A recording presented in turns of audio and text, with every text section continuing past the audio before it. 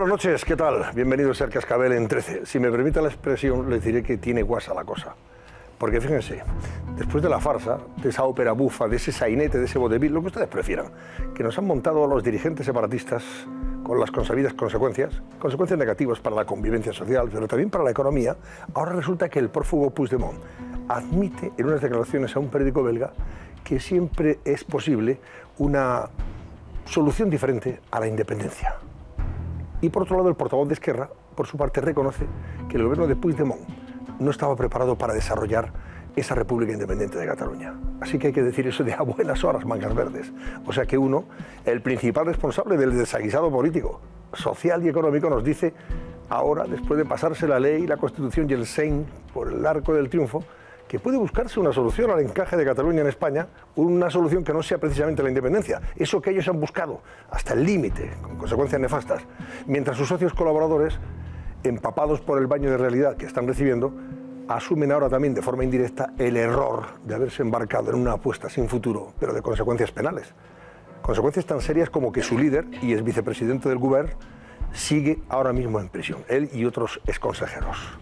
Así que una y otra posición evidencia el grado de improvisación, de frivolidad, de irresponsabilidad de todos estos líderes separatistas que no han escatimado, sin embargo, recursos públicos supuestamente desviados, según diversas informaciones, para desarrollar, eso sí, una intensa campaña de agitación y propaganda. Campaña a favor de la independencia y también contra el Estado represor que es España, como así han vendido. Las injerencias a través de las redes sociales, desde Rusia y Venezuela, por ejemplo, con el tal Assange, según publica El País, emulando a Goebbels, desde su refugio en la Embajada de Ecuador en Londres, viene a demostrar que esas mentiras y difamaciones difundidas contra España y a favor de la independencia también han incidido y mucho en la estrategia de la tensión que el separatismo ha venido desarrollando. En fin, una estrategia de consecuencias muy negativas para la economía, como se está evaluando desde los días previos, por ejemplo, al referéndum ilegal del 1 de octubre. Desde entonces a hoy, por ejemplo, los 6 bancos españoles del IBEX 35 han perdido 12.500 millones de euros, sobre todo Sabadell y CaixaBank. Vamos a analizar después la situación económica en general con el economista Daniel Lacalle y lógicamente le preguntaremos de esto. Susana Ollero, buenas noches, adelántanos. Buenas noches, Antonio. Pues sí, esta noche vamos a descubrir cuál ha sido esa factura económica del proceso. ¿Cuáles son esas consecuencias económicas que ha tenido España después de ese proceso independentista? Y avanzamos solamente 2 datos. El primero, como acabas de decir, la banca española ha perdido desde el 1 de octubre, día del referéndum ilegal, más de 12.500 millones de euros. Y en segundo lugar, más de 2.400 empresas han decidido abandonar Cataluña. Vamos a analizar largo y tendido esta noche cuál es esa factura económica del proceso con nuestro economista de cabecera, Daniel Lacalle. También hablaremos esta noche de esa residencia, una residencia de posibles, o sea, de gente de pasta.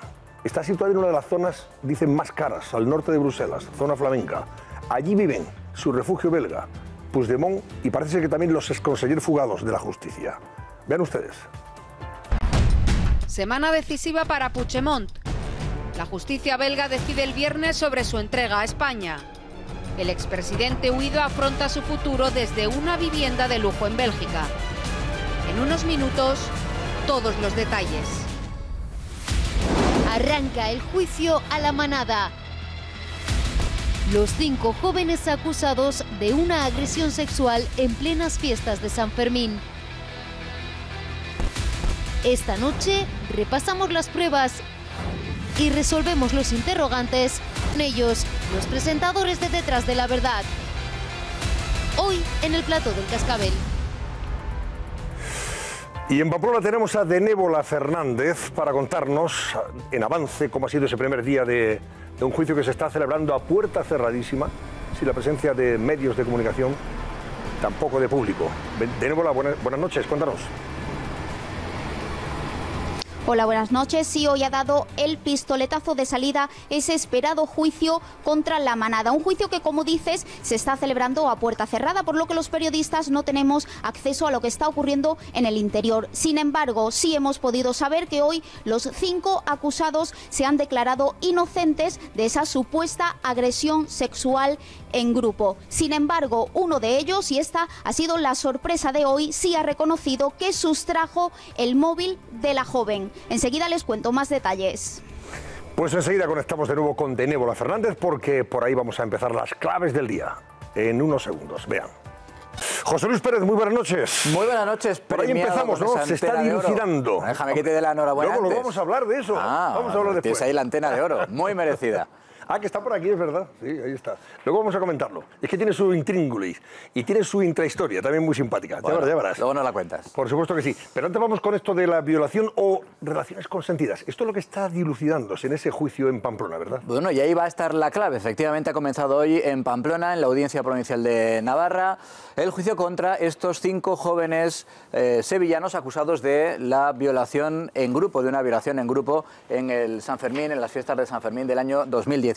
Como apuntaba desde allí, desde Pamplona, de Nébola, hay fuertes medidas de seguridad que tratan de preservar ante todo la identidad de la víctima. Incluso si podemos ver, las ventanas de la Audiencia Provincial de Navarra han sido tapadas para que no se puedan tomar imágenes de lo que está ocurriendo en el interior, donde, como también explicábamos, no puede acceder la prensa, no pueden acceder los periodistas, fundamentalmente con ese objetivo de preservar la identidad de la víctima. Bueno, ¿qué piden? ¿A qué penas se enfrentan esos 5 componentes de lo que ellos mismos denominaban la manada? Bueno, la Fiscalía pide contra ellos 22 años y 10 meses, además 10 años de libertad vigilada, no poder acercarse a la víctima durante 20 años y 100.000 euros de indemnización por daños morales. La defensa de la víctima pide unas penas un poco más altas, pide para ellos 24 años de prisión. Y como apuntabas, Antonio, efectivamente, la defensa pide la libre absolución basándose en que hubo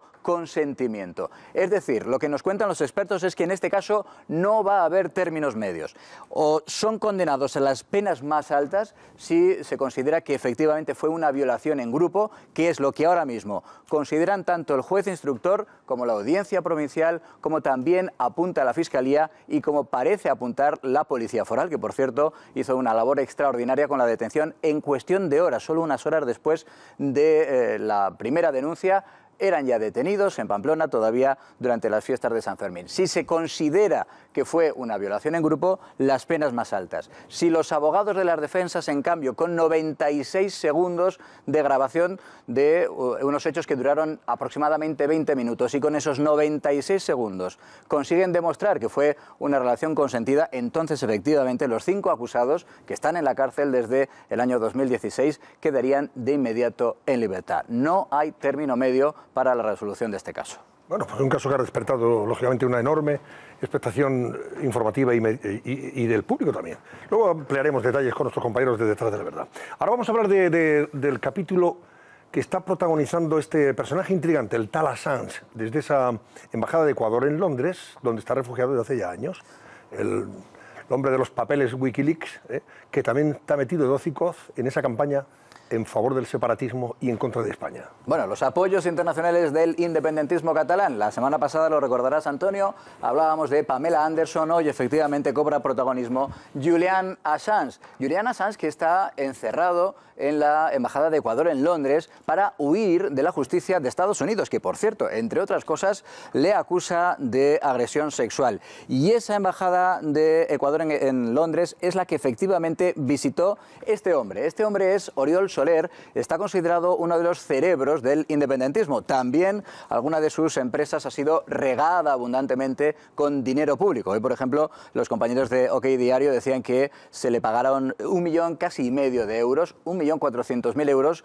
por supuestamente poner en marcha una página web. El trabajo consistió en un folio, exactamente en un folio pagado a ese 1.400.000 euros. Bueno, él visitó, Oriol Soler visitó durante más de 3 horas, casi 4 horas, allí en la Embajada de Ecuador en Londres, a Julian Assange, que es el fundador de esa página de filtraciones Wikileaks. ¿De qué hablaron en esa reunión tan larga de casi 4 horas? Pues el ministro de Exteriores, Alfonso Dastis, lo tiene claro. Hablaron el cerebro del independentismo y Julian Assange del proceso por la independencia.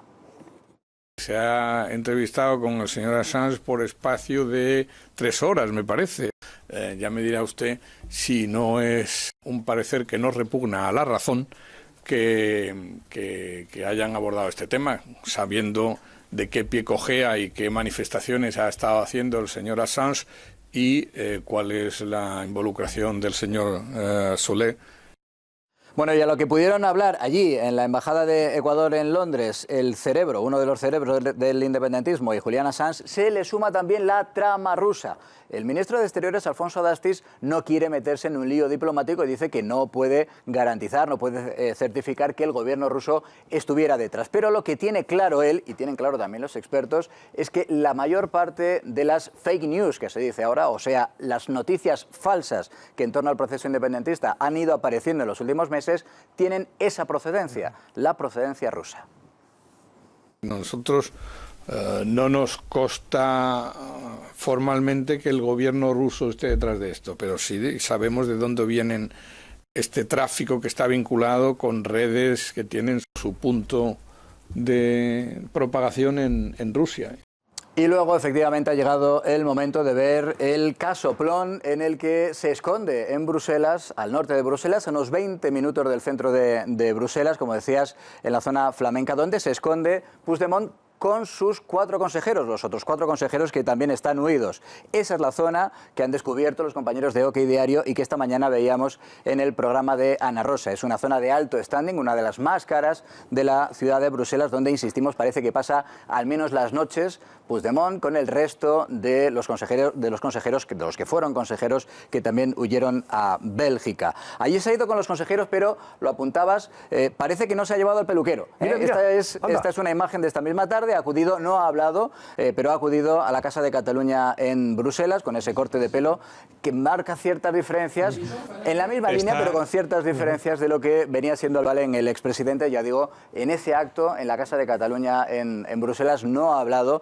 Sabes que esta mañana, efectivamente, uno de los periódicos más influyentes en Bélgica, Le Soir, publicaba esa entrevista en la que ahora dice Puigdemont siempre ha tratado de buscar otro encaje diferente para Cataluña, pero dentro de España.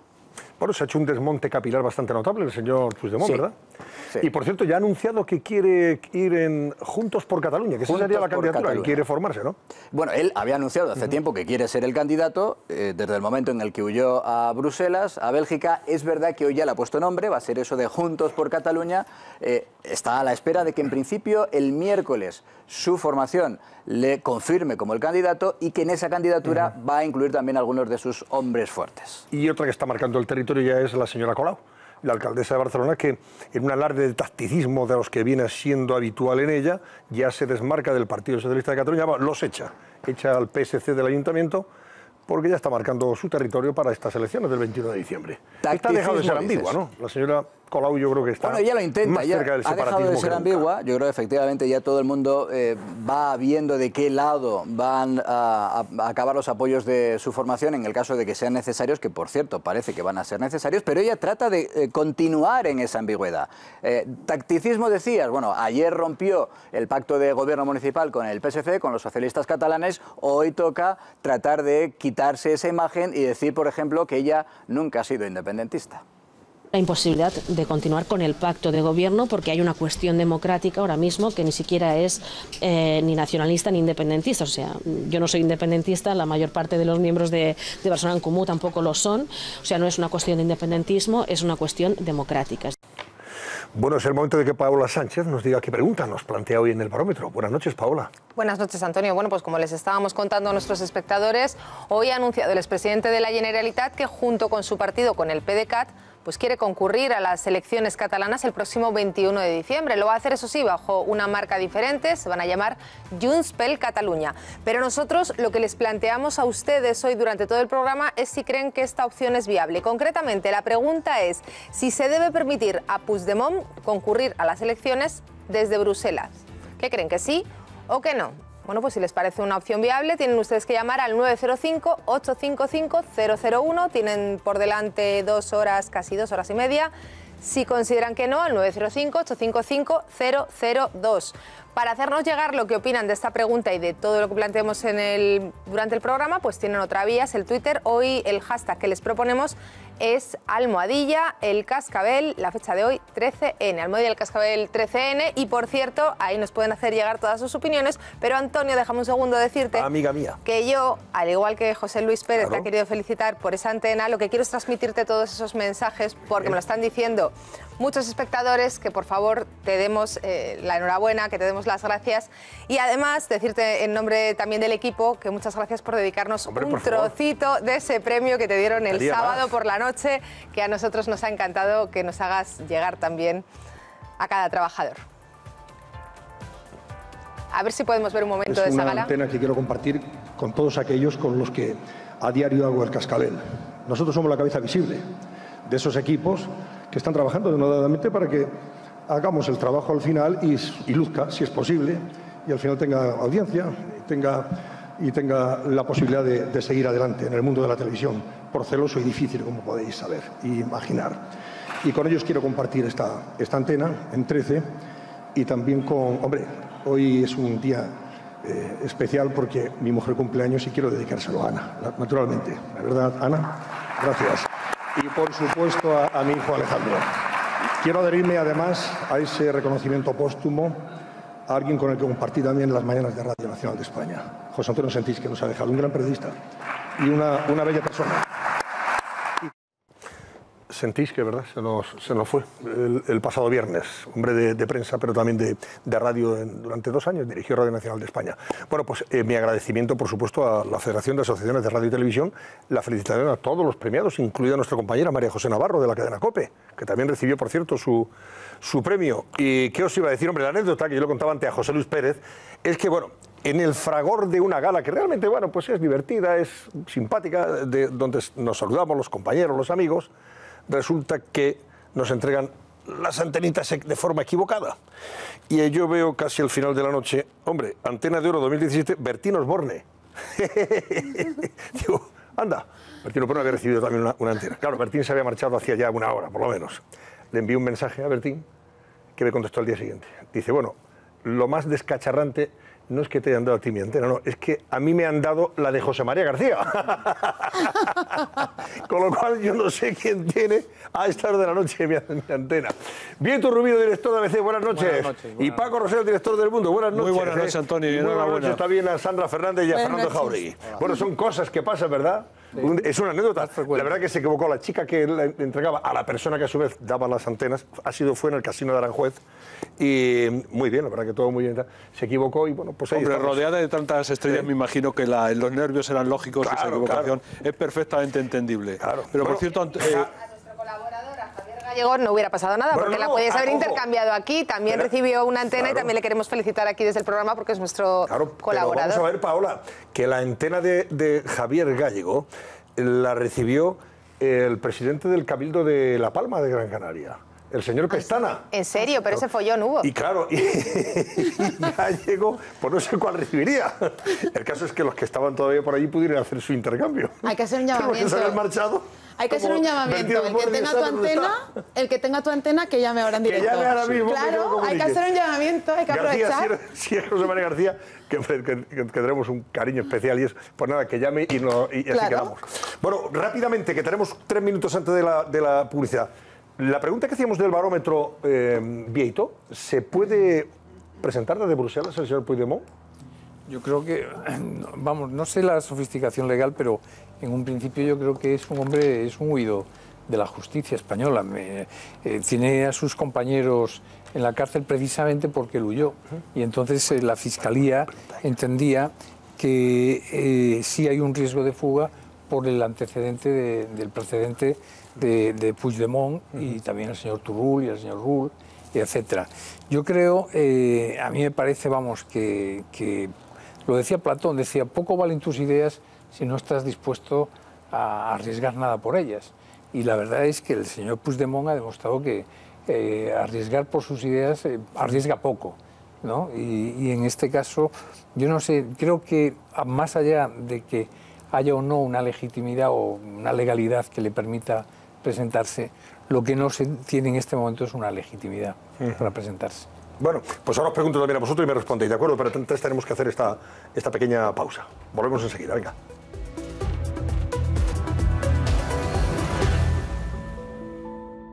Y a propósito de la pregunta del barómetro, Paco Rosell le preguntaba antes a Vieito Rubido, ¿debe presentarse? ¿Puede presentarse? ¿Crees que sí? estaría en disposición de presentar al señor Puigdemont teniendo en cuenta sus circunstancias personales. Es verdad que un capitán es el último que se va de un barco y él fue el primero que se tiró del barco y fue camino de Bruselas. No es una impresión personal, sino que se lo recordó un alto cargo del gobierno belga, nada más. Pero dicho lo cual, y cada uno debe asumir sus responsabilidades, y sobre todo cuando te vas a presentar unas elecciones, es mal cartel electoral, pero sí es indudable que él se puede presentar, y de hecho se va a presentar y va a encabezar esa lista. No esa lista, esa candidatura de presidente que se hablaba, pero sí de Junts per Catalunya, que hay que decir que más que juntos hay que recordar que van a estar más divididos que antes, porque él lo que buscaba es ir a una lista conjunta con Esquerra Republicana de Cataluña, y Esquerra le ha dicho que no. Por tanto, ese grupo de independentistas van con un magro viaje, con un magro equipaje, y sobre todo muy divididos y muy enfrentados entre ellos. Vamos a ver lo que ocurre, ¿no? A ver qué pasa. Sandra Fernández, te pregunto también a ti. Responde a la pregunta de ese barómetro. Pues yo es que creo que desgraciadamente sí que se puede presentar. La pregunta es si el gobierno sigue viendo con agrado que lo haga. Porque a mí esas declaraciones que hizo Méndez de Vigo me sorprendieron en su momento. Yo me gustaría que nos respondieran si siguen viéndolo con agrado. Yo creo que hoy, después de esa marcha atrás que ha dado Puigdemont en esas declaraciones, la pregunta es ¿qué opinan en Extremera, ¿no? ¿Qué opinan Junqueras y los exconsejeros que están a día de hoy en la cárcel, ¿no?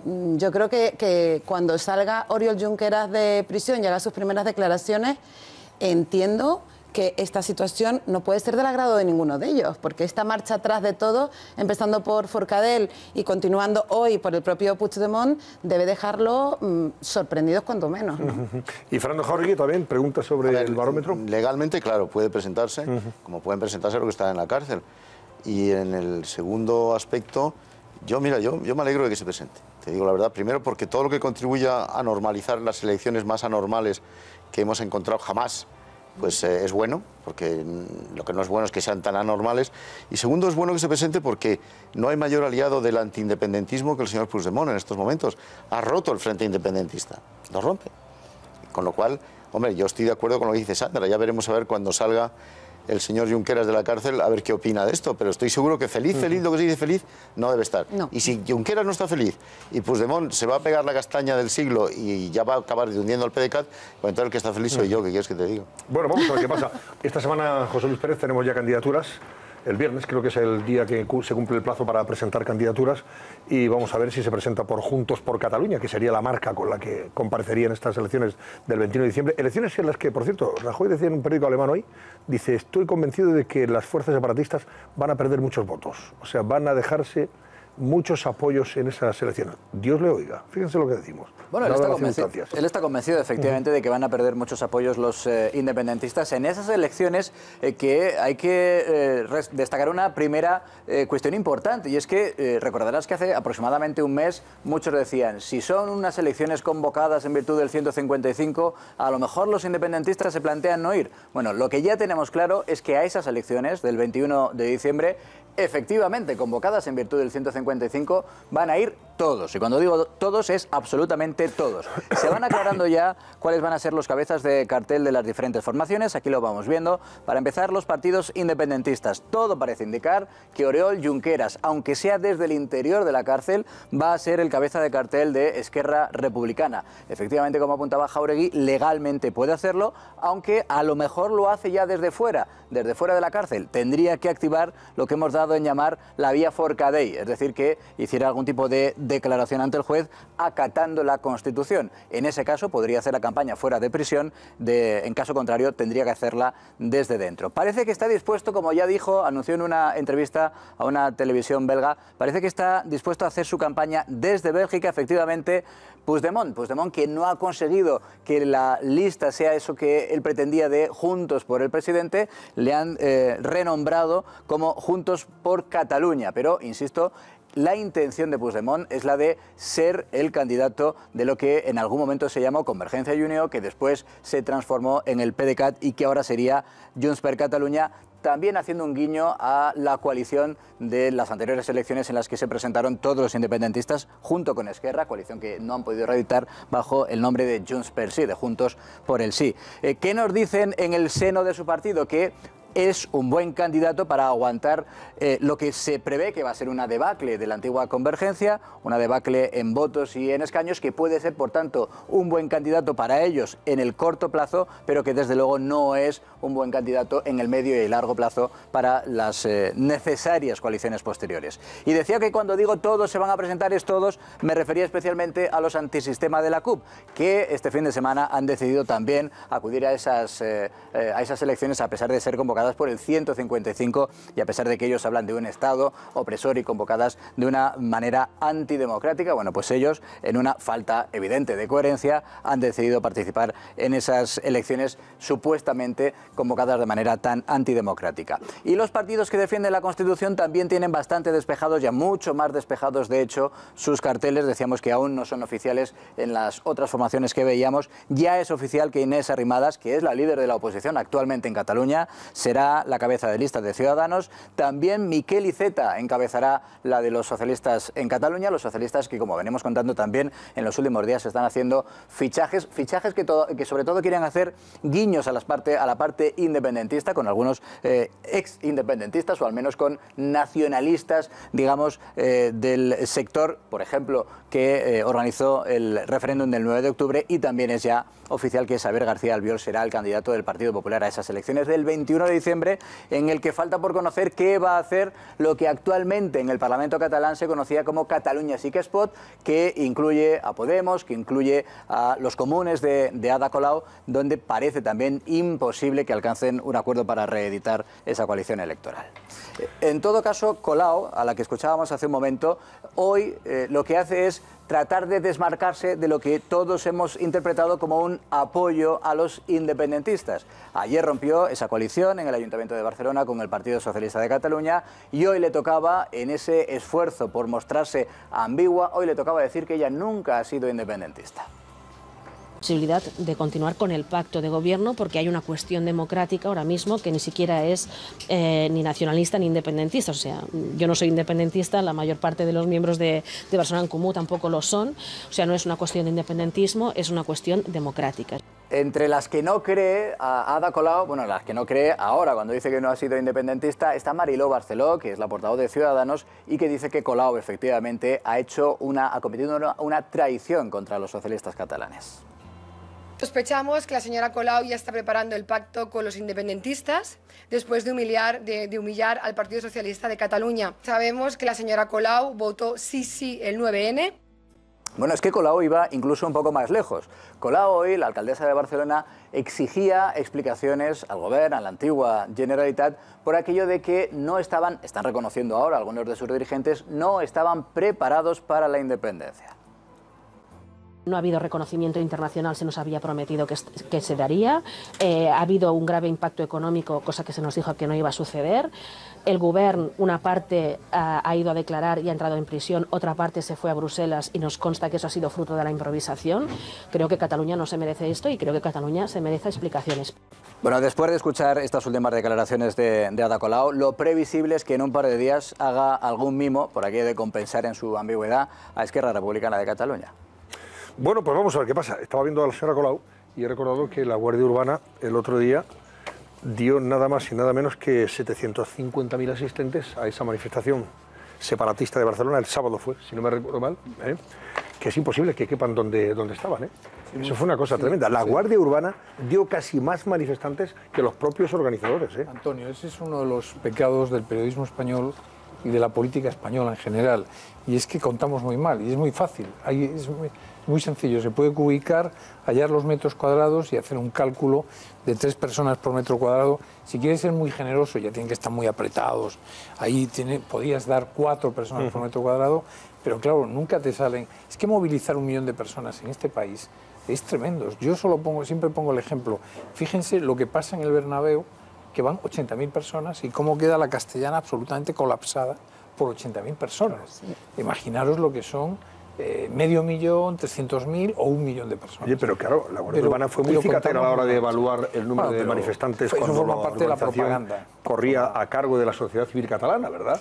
Ahí no les pareció que hubiera 750.000 ni 800.000. Son dos varas de medir. 200.000. Pero aquí, vamos, 750.000, sin anestesia. Sí, no, son dos varas de medir. Es que ni anchoas en lata podían caberla para medir ese aforo. Pero a mí lo que sorprende las declaraciones de, pues no seguir por el tema que yo creo que está bastante claro del aforo, de quién es el número de asistentes. A mí, escuchando a Ada Colau, da la sensación que habla como si ella no tuviera nada que ver en todo lo que ha ocurrido. Es decir, se ha hecho mal lo de Bruselas, pero vamos a ver, señora, que usted ha participado de todo ese proceso, lo ha legitimado, dijo que no iba a votar, iba a participar en el referéndum, participó, dijo que si participaba no votaría que sí, votó que sí, es decir, hizo todo lo contrario, es decir, ella está desde unas posiciones aparentemente no nacionalistas, pero cada vez que tiene que decidirse o tiene que tomar una decisión, apoya al independentismo. Es que de verdad, es que es un juego en una ceremonia de la confusión que hay que desenmascarar. Decía, ha tenido mucho éxito la metáfora aquella que utilizó Borrell, ¿no? de la emperatriz de la ambigüedad, pero de ambigüedad ninguna. Es decir, es que la Ada Colau, que es la verdadera emperatriz de las Ramblas, marcando el emperador del paralelo que le llamaban Arlerus, es que hace ese doble juego, ese juego falso de decir una cosa y actuar otra, así. Y en ese doble juego, en esa mezcla, intentan convencer a todos los incautos y ser luego, que no digo que no vaya a ocurrir, que a lo mejor puede ocurrir incluso, que sea, digamos, el voto que decida el gobierno que se forme en Cataluña. Pero lo que ella no puede decir es hablar como si fueran algo que hubieran protagonizado terceros y que ella hubiera visto cómodamente desde fuera, desde el graderío. No, usted ha participado, usted ha contribuido a todo el desastre que ha ocurrido en Cataluña y la alta factura que la estamos pagando todo el conjunto, los catalanes por supuesto y el conjunto de España. Una factura absolutamente onerosa en el plano político, en el plano económico, en todos los planos de la convivencia. Por tanto, no se lleve andana y se lave las manos como Poncio Pilato, que usted no tiene nada que ver. Señora, usted es actriz principal de ese absoluto desbarajuste que se ha producido en Cataluña. Antes de decirlo con todas las palabras. Antes de ir a Barcelona, brevemente, a ver, Fernando, os pregunto, ¿creéis que va a haber, que el resultado del 21 de diciembre, como ha dicho hoy Rajoy en esas declaraciones a un periódico alemán, van a suponer un bajón de apoyos para el separatismo? Pues yo lo que creo es que están haciendo todo lo posible para que eso ocurra. Como ya nos hemos equivocado todos tantos en nuestras predicciones pensando en el sentido común y luego resulta que el sentido común se desmorona en base al desmán, no lo sé. Pero lo lógico es que si lo están haciendo todo mal, como lo están haciendo todo mal, y los catalanes, que no son tontos, se dan cuenta que les están engañando, pero desde la presencia de manifestantes, que es una falta de respeto al público tremenda la que se está dando, hasta lo que han hecho en el pasado, hasta que van a vivir mejor los catalanes con la independencia, hasta yo qué sé qué, es que realmente lo lógico, ya no sé qué tiene que pasar. No sé qué más corrupciones tienen que salir a la luz para que los catalanes se den cuenta. Lo lógico es que bajen. Lo que me dicen algunos encuestadores amigos, por ejemplo nuestro amigo Narciso Michavila, etcétera, que son los más serios que andan por ahí, pues lo que dicen es que sí, que van a pegarse un cierto castañazo, lo cual no quiere decir que la formación más votada, que parece que está muy claro, vaya a ser Esquerra, ¿eh? Esquerra. Va a ser la más votada.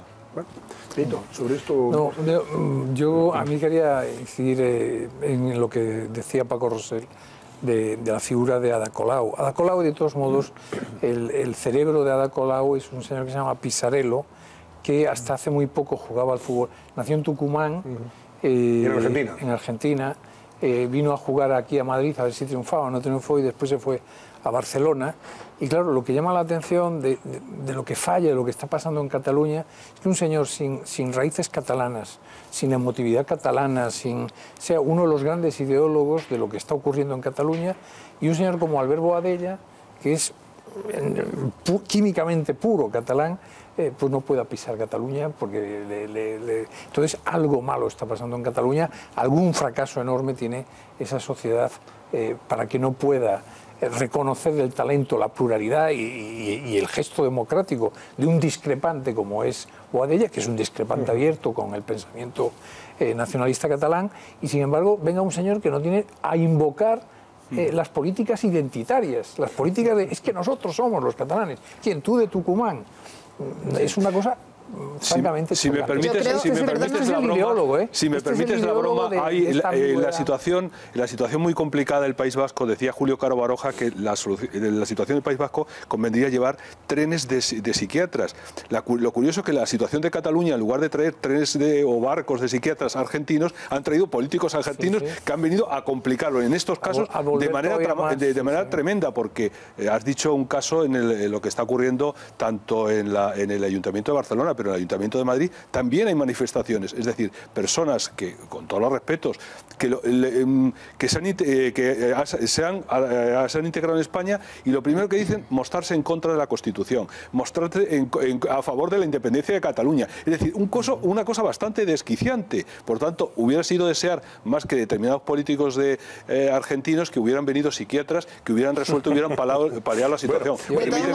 Permitidme la broma, ¿no? Porque creo que hay ciertas cosas que vamos a seguir. Sí, yo quería apuntar que yo creo que las declaraciones que ha hecho hoy Ada Colau, en esa obsesión que tiene por mantenerse en la mayor ambigüedad posible, yo creo que son la respuesta a los grandes titulares de esta mañana, diciendo que ella, en su ruptura con el PSC, lo que estaba haciendo era un guiño al independentismo.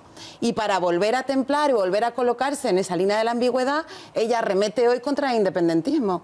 Es una obsesión absoluta, pero te voy a decir una cosa, con respecto a los resultados.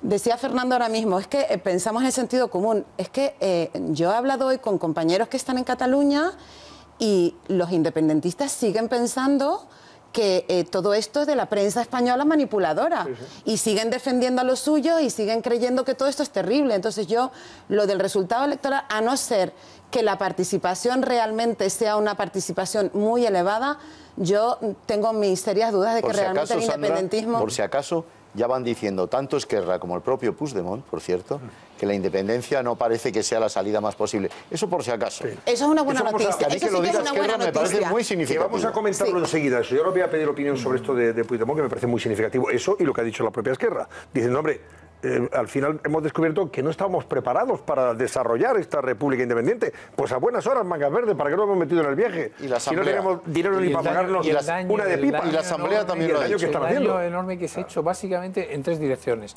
La económica, porque esto le va a pasar una factura muy importante a la economía catalana. Y a la ciudad de Barcelona. La fractura entre la gente. Y después un poco el enfrentamiento con el resto de España y la fractura dentro de la sociedad catalana, pero ahora sí hay un alejamiento muy importante de una gran parte de la sociedad española con los catalanes. Bueno, voy a ver, Marco Chias, a Barcelona. Buenas noches, Marco. Buenas noches, Antonio. Bueno, ha vuelto Forcadell al trabajo, ha vuelto al Parlamento después de salir de prisión el pasado viernes. Por cierto, no estuvo el sábado en esa manifestación. Me imagino que por indicación y buen consejo de su abogado. Dice, cuanto menos te dejes ver en esta circunstancia, que estás bajo fianza de 150.000 euros, mejor para ti y para tu familia, ¿no?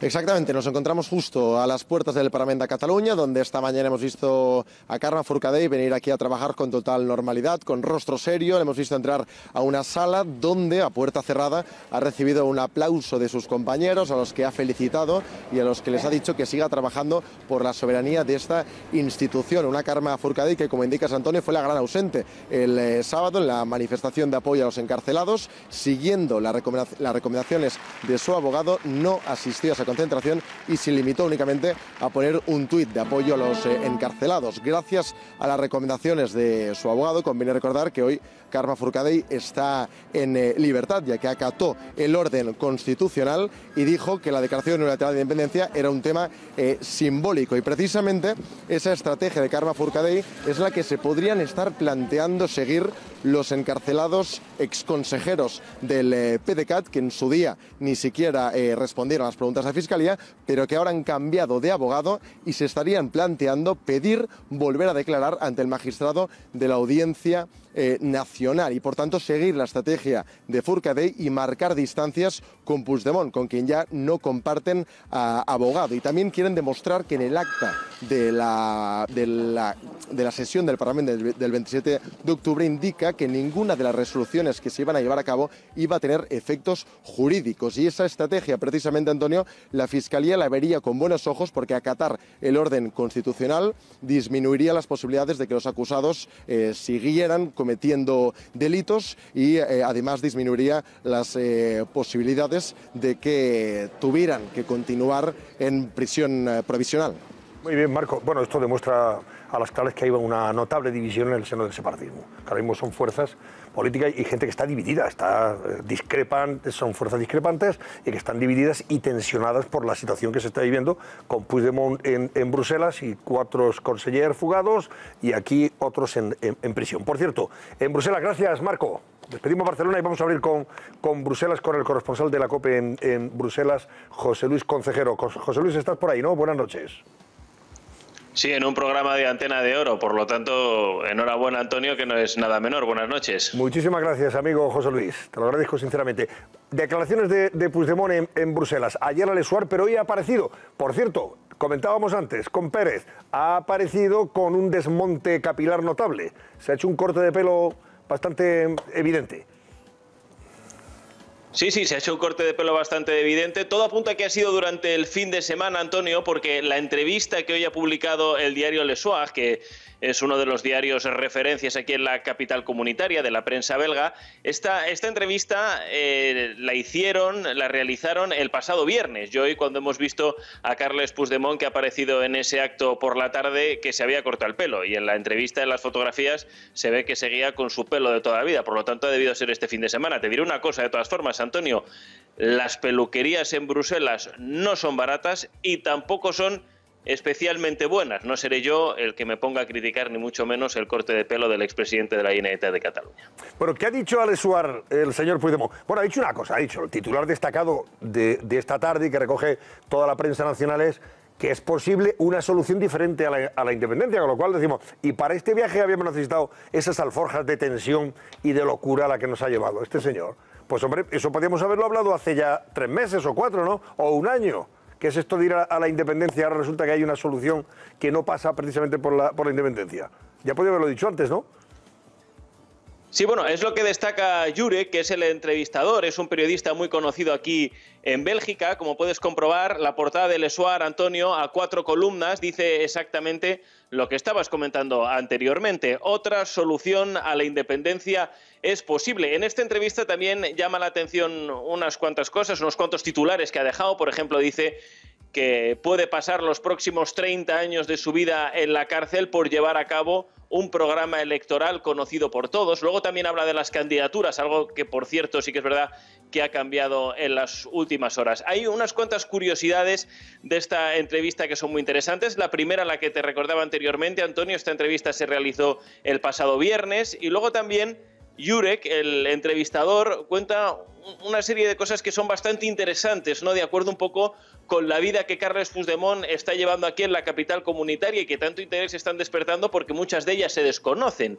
Al parecer cuenta, bueno, pues los asistentes que llevó a la entrevista, cómo quedaron en un punto intermedio, en un conocido parque de Bruselas, y luego también cómo durante la entrevista estuvieron rodeados de 4 personas de seguridad en todo momento. Hoy, precisamente, fuentes diplomáticas cercanas a la embajada bilateral aquí en Bélgica aseguraban que no tienen ni idea de dónde han salido esas 4 personas, desconocen en cualquier caso si son personal español relacionado con la Policía Nacional, que sería en estos casos, pero bueno, estas mismas fuentes de la embajada lo negaban categóricamente. Entonces, todo apunta a que podríamos estar ante una seguridad privada que ha empezado a trabajar con el propio expresidente una vez aquí en la capital comunitaria. Algo que es muy interesante, sobre todo por todos esos cargos de los que hemos ido hablando, Antonio, en las últimas semanas, de dónde está viviendo Carles Puigdemont, quién está financiando su presencia aquí y luego también quién está pagando actos tan interesantes como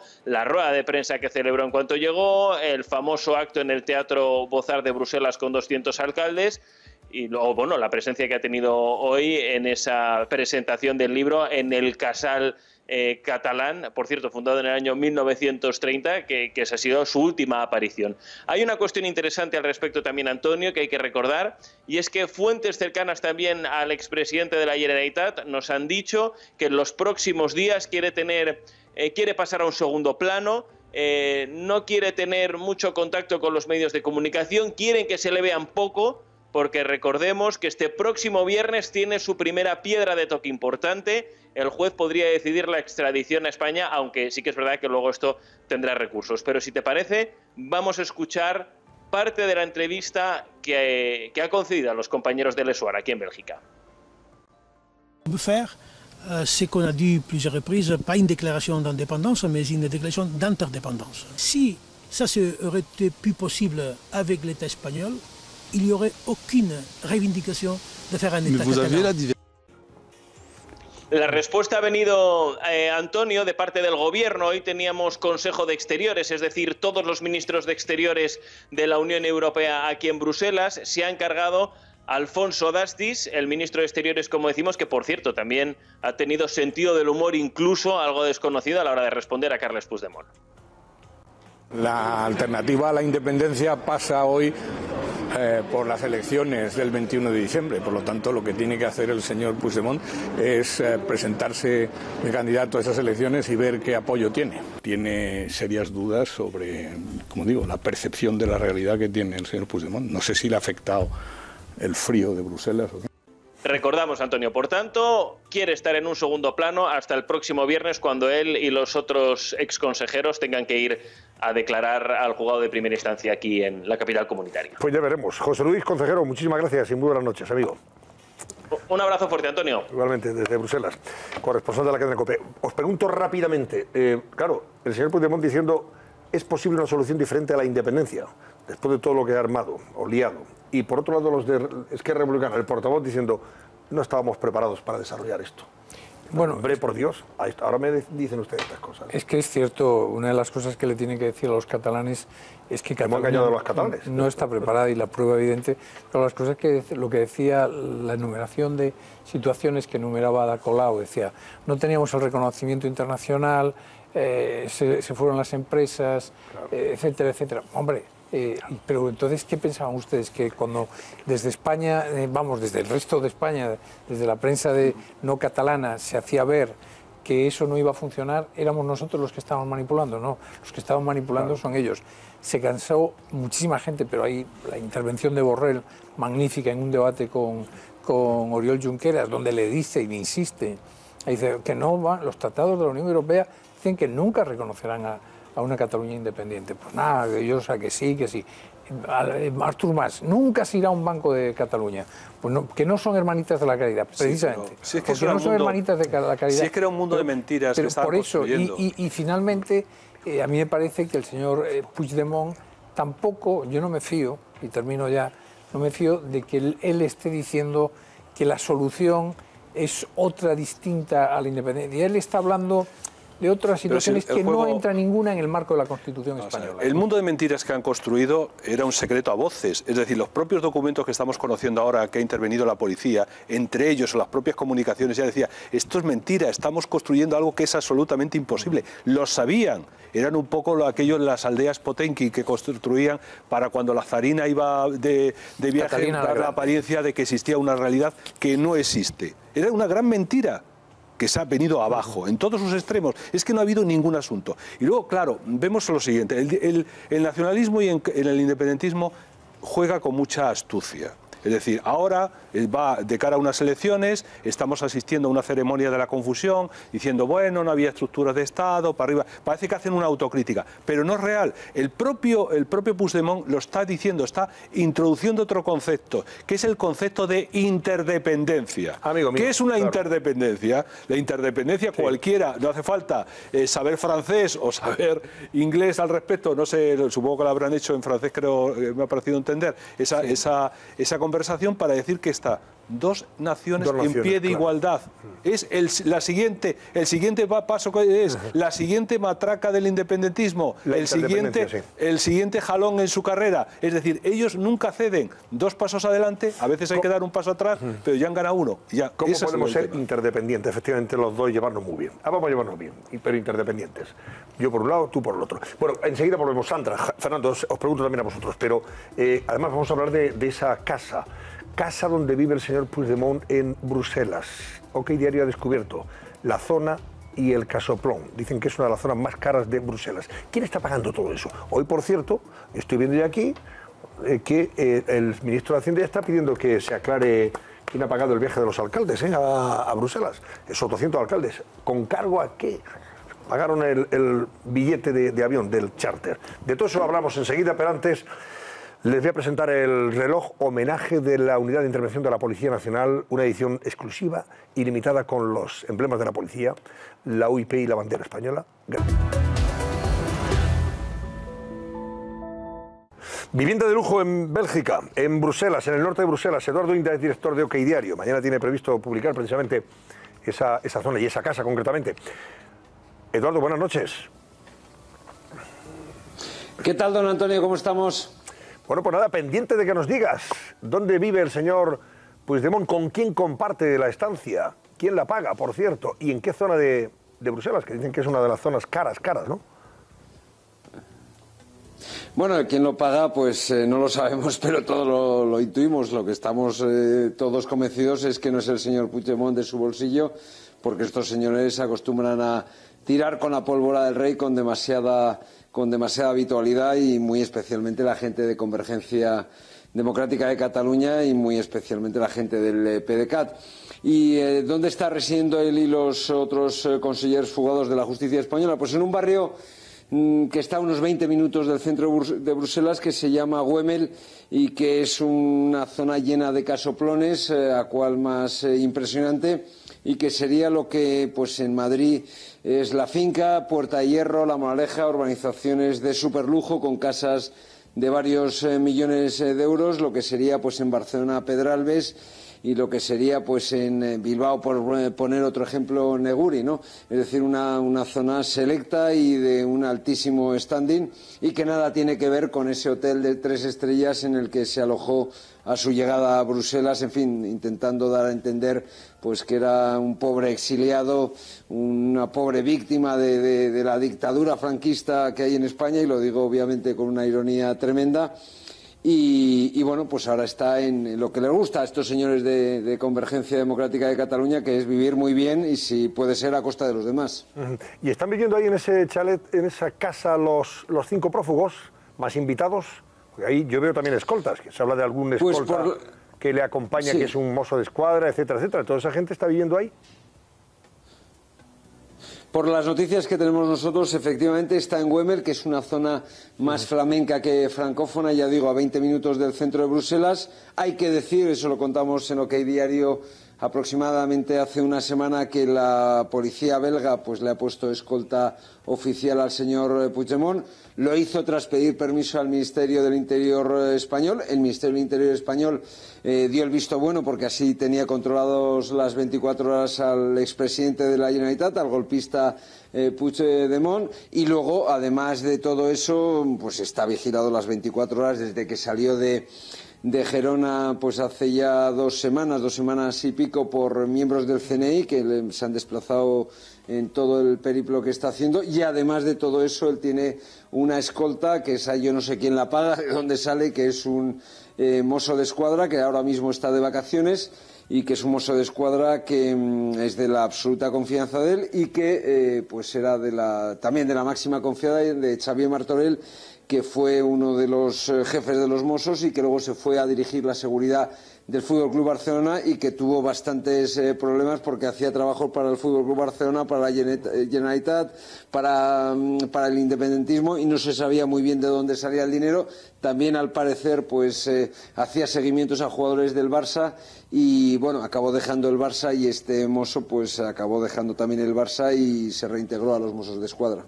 Eduardo, ¿y se sabe cuál es el precio, el coste de alquiler de una casa, de una mansión en esa zona de Bruselas al mes? ¿Qué cuesta el alquiler?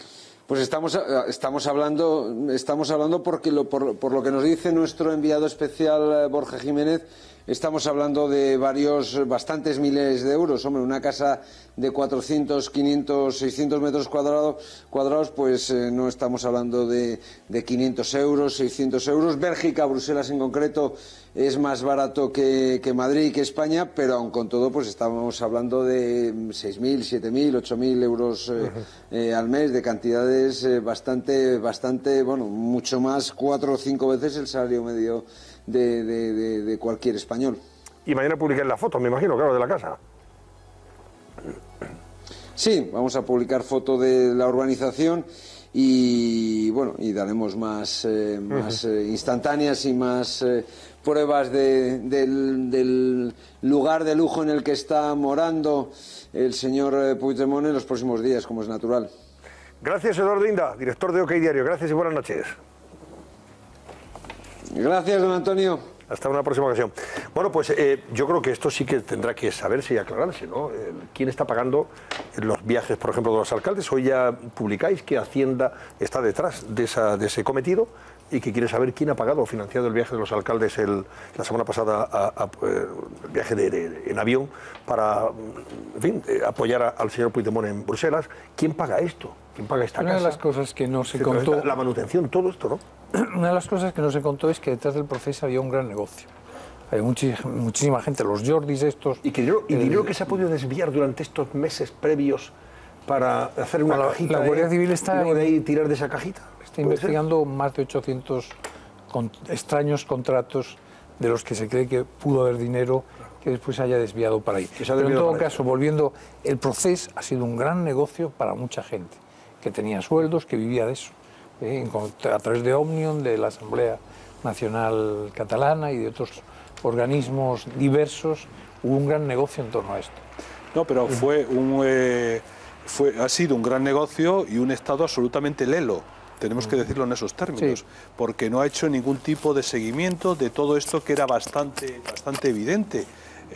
Se habló de que se iban a intervenir las cuentas, esas cuentas no se intervinieron hasta última hora. Durante todo este procedimiento se han estado desviando partidas del presupuesto a financiar las estructuras de Estado, a montar sedes, a pagar directores de estos, de todo esto, y el Estado absolutamente una actitud contemplativa hasta última hora. Es decir, cuando ya el proceso estalla el referéndum, el del 1 de octubre, es cuando se pone a mirar todas estas facturas y cuando empieza a pedir explicaciones. Ahora a los alcaldes le dice, bueno, ¿quién ha pagado el viaje a Bruselas? Pero hasta ahora, ¿qué ha ocurrido?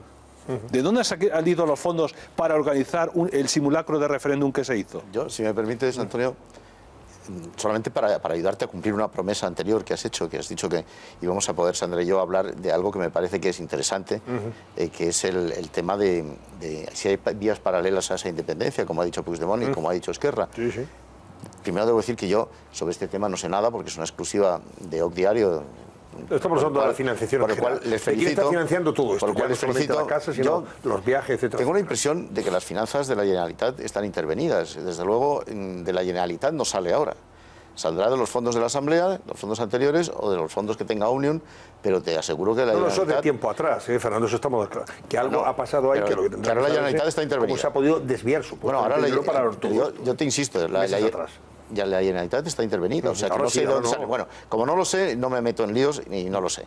Pero lo que sí te digo sobre el tema de la independencia, había vías.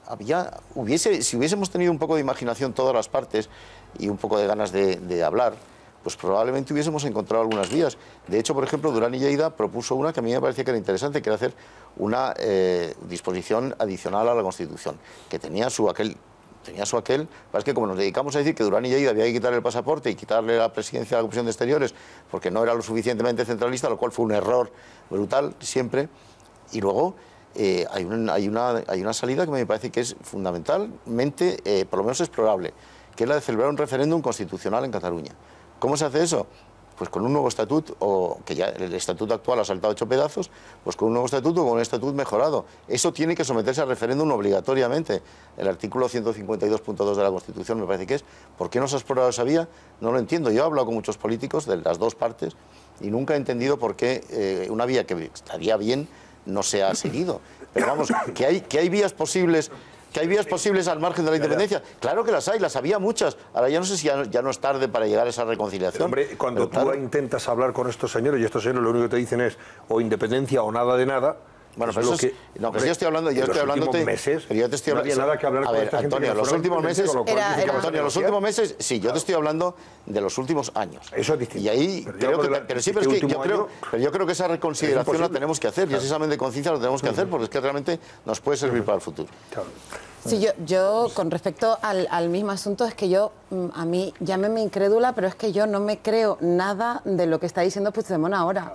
O sea, yo creo que han sido tantísimas mentiras a lo largo de todo este proceso que esto es una mentira más, igual que lo de Forcadell el otro día también fue una mentira más. Están preparando todo el terreno antes de entrar en los tribunales. Es que me parece que pecamos todos un poquito de ingenuos creyéndonos ese titular.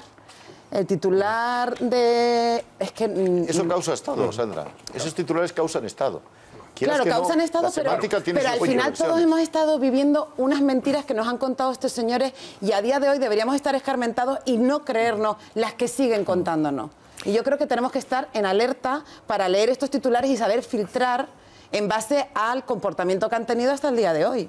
No, yo lo que creo, a mí me parece que sería una mala solución a toda esta crisis hacer más cesiones al independentismo. Claro. Es decir, ahora mismo, la semana pasada en Le Monde publicó un artículo muy interesante el señor Piketty, diciendo que probablemente España se equivocó con un exceso de descentralización y dice que también la Unión Europea.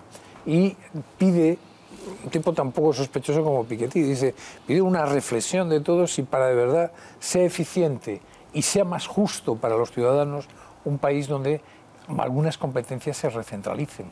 Y no habla solo de España, habla en general de la Unión Europea. Y el Barclays, el banco británico, su gabinete de estudios, ha hecho también, publicado un documento muy interesante que está al acceso de todo el mundo, donde dice que es imposible descentralizar más en España porque entonces ya sería ineficiente. Es decir, cada privilegio que se le otorga ahora mismo a cualquier territorio, ya sea Cataluña, Navarra, al País Vasco, cualquier privilegio es una injusticia al resto de los españoles. No, pero mañana tendremos oportunidad, perdóname Paco, que mañana vamos a tener la oportunidad precisamente de escuchar a Rajoy, a Mariano Rajoy, el presidente del Gobierno, en la cadena COPE con Carlos Herrera, a partir de las 9 aproximadamente, 9 de la mañana.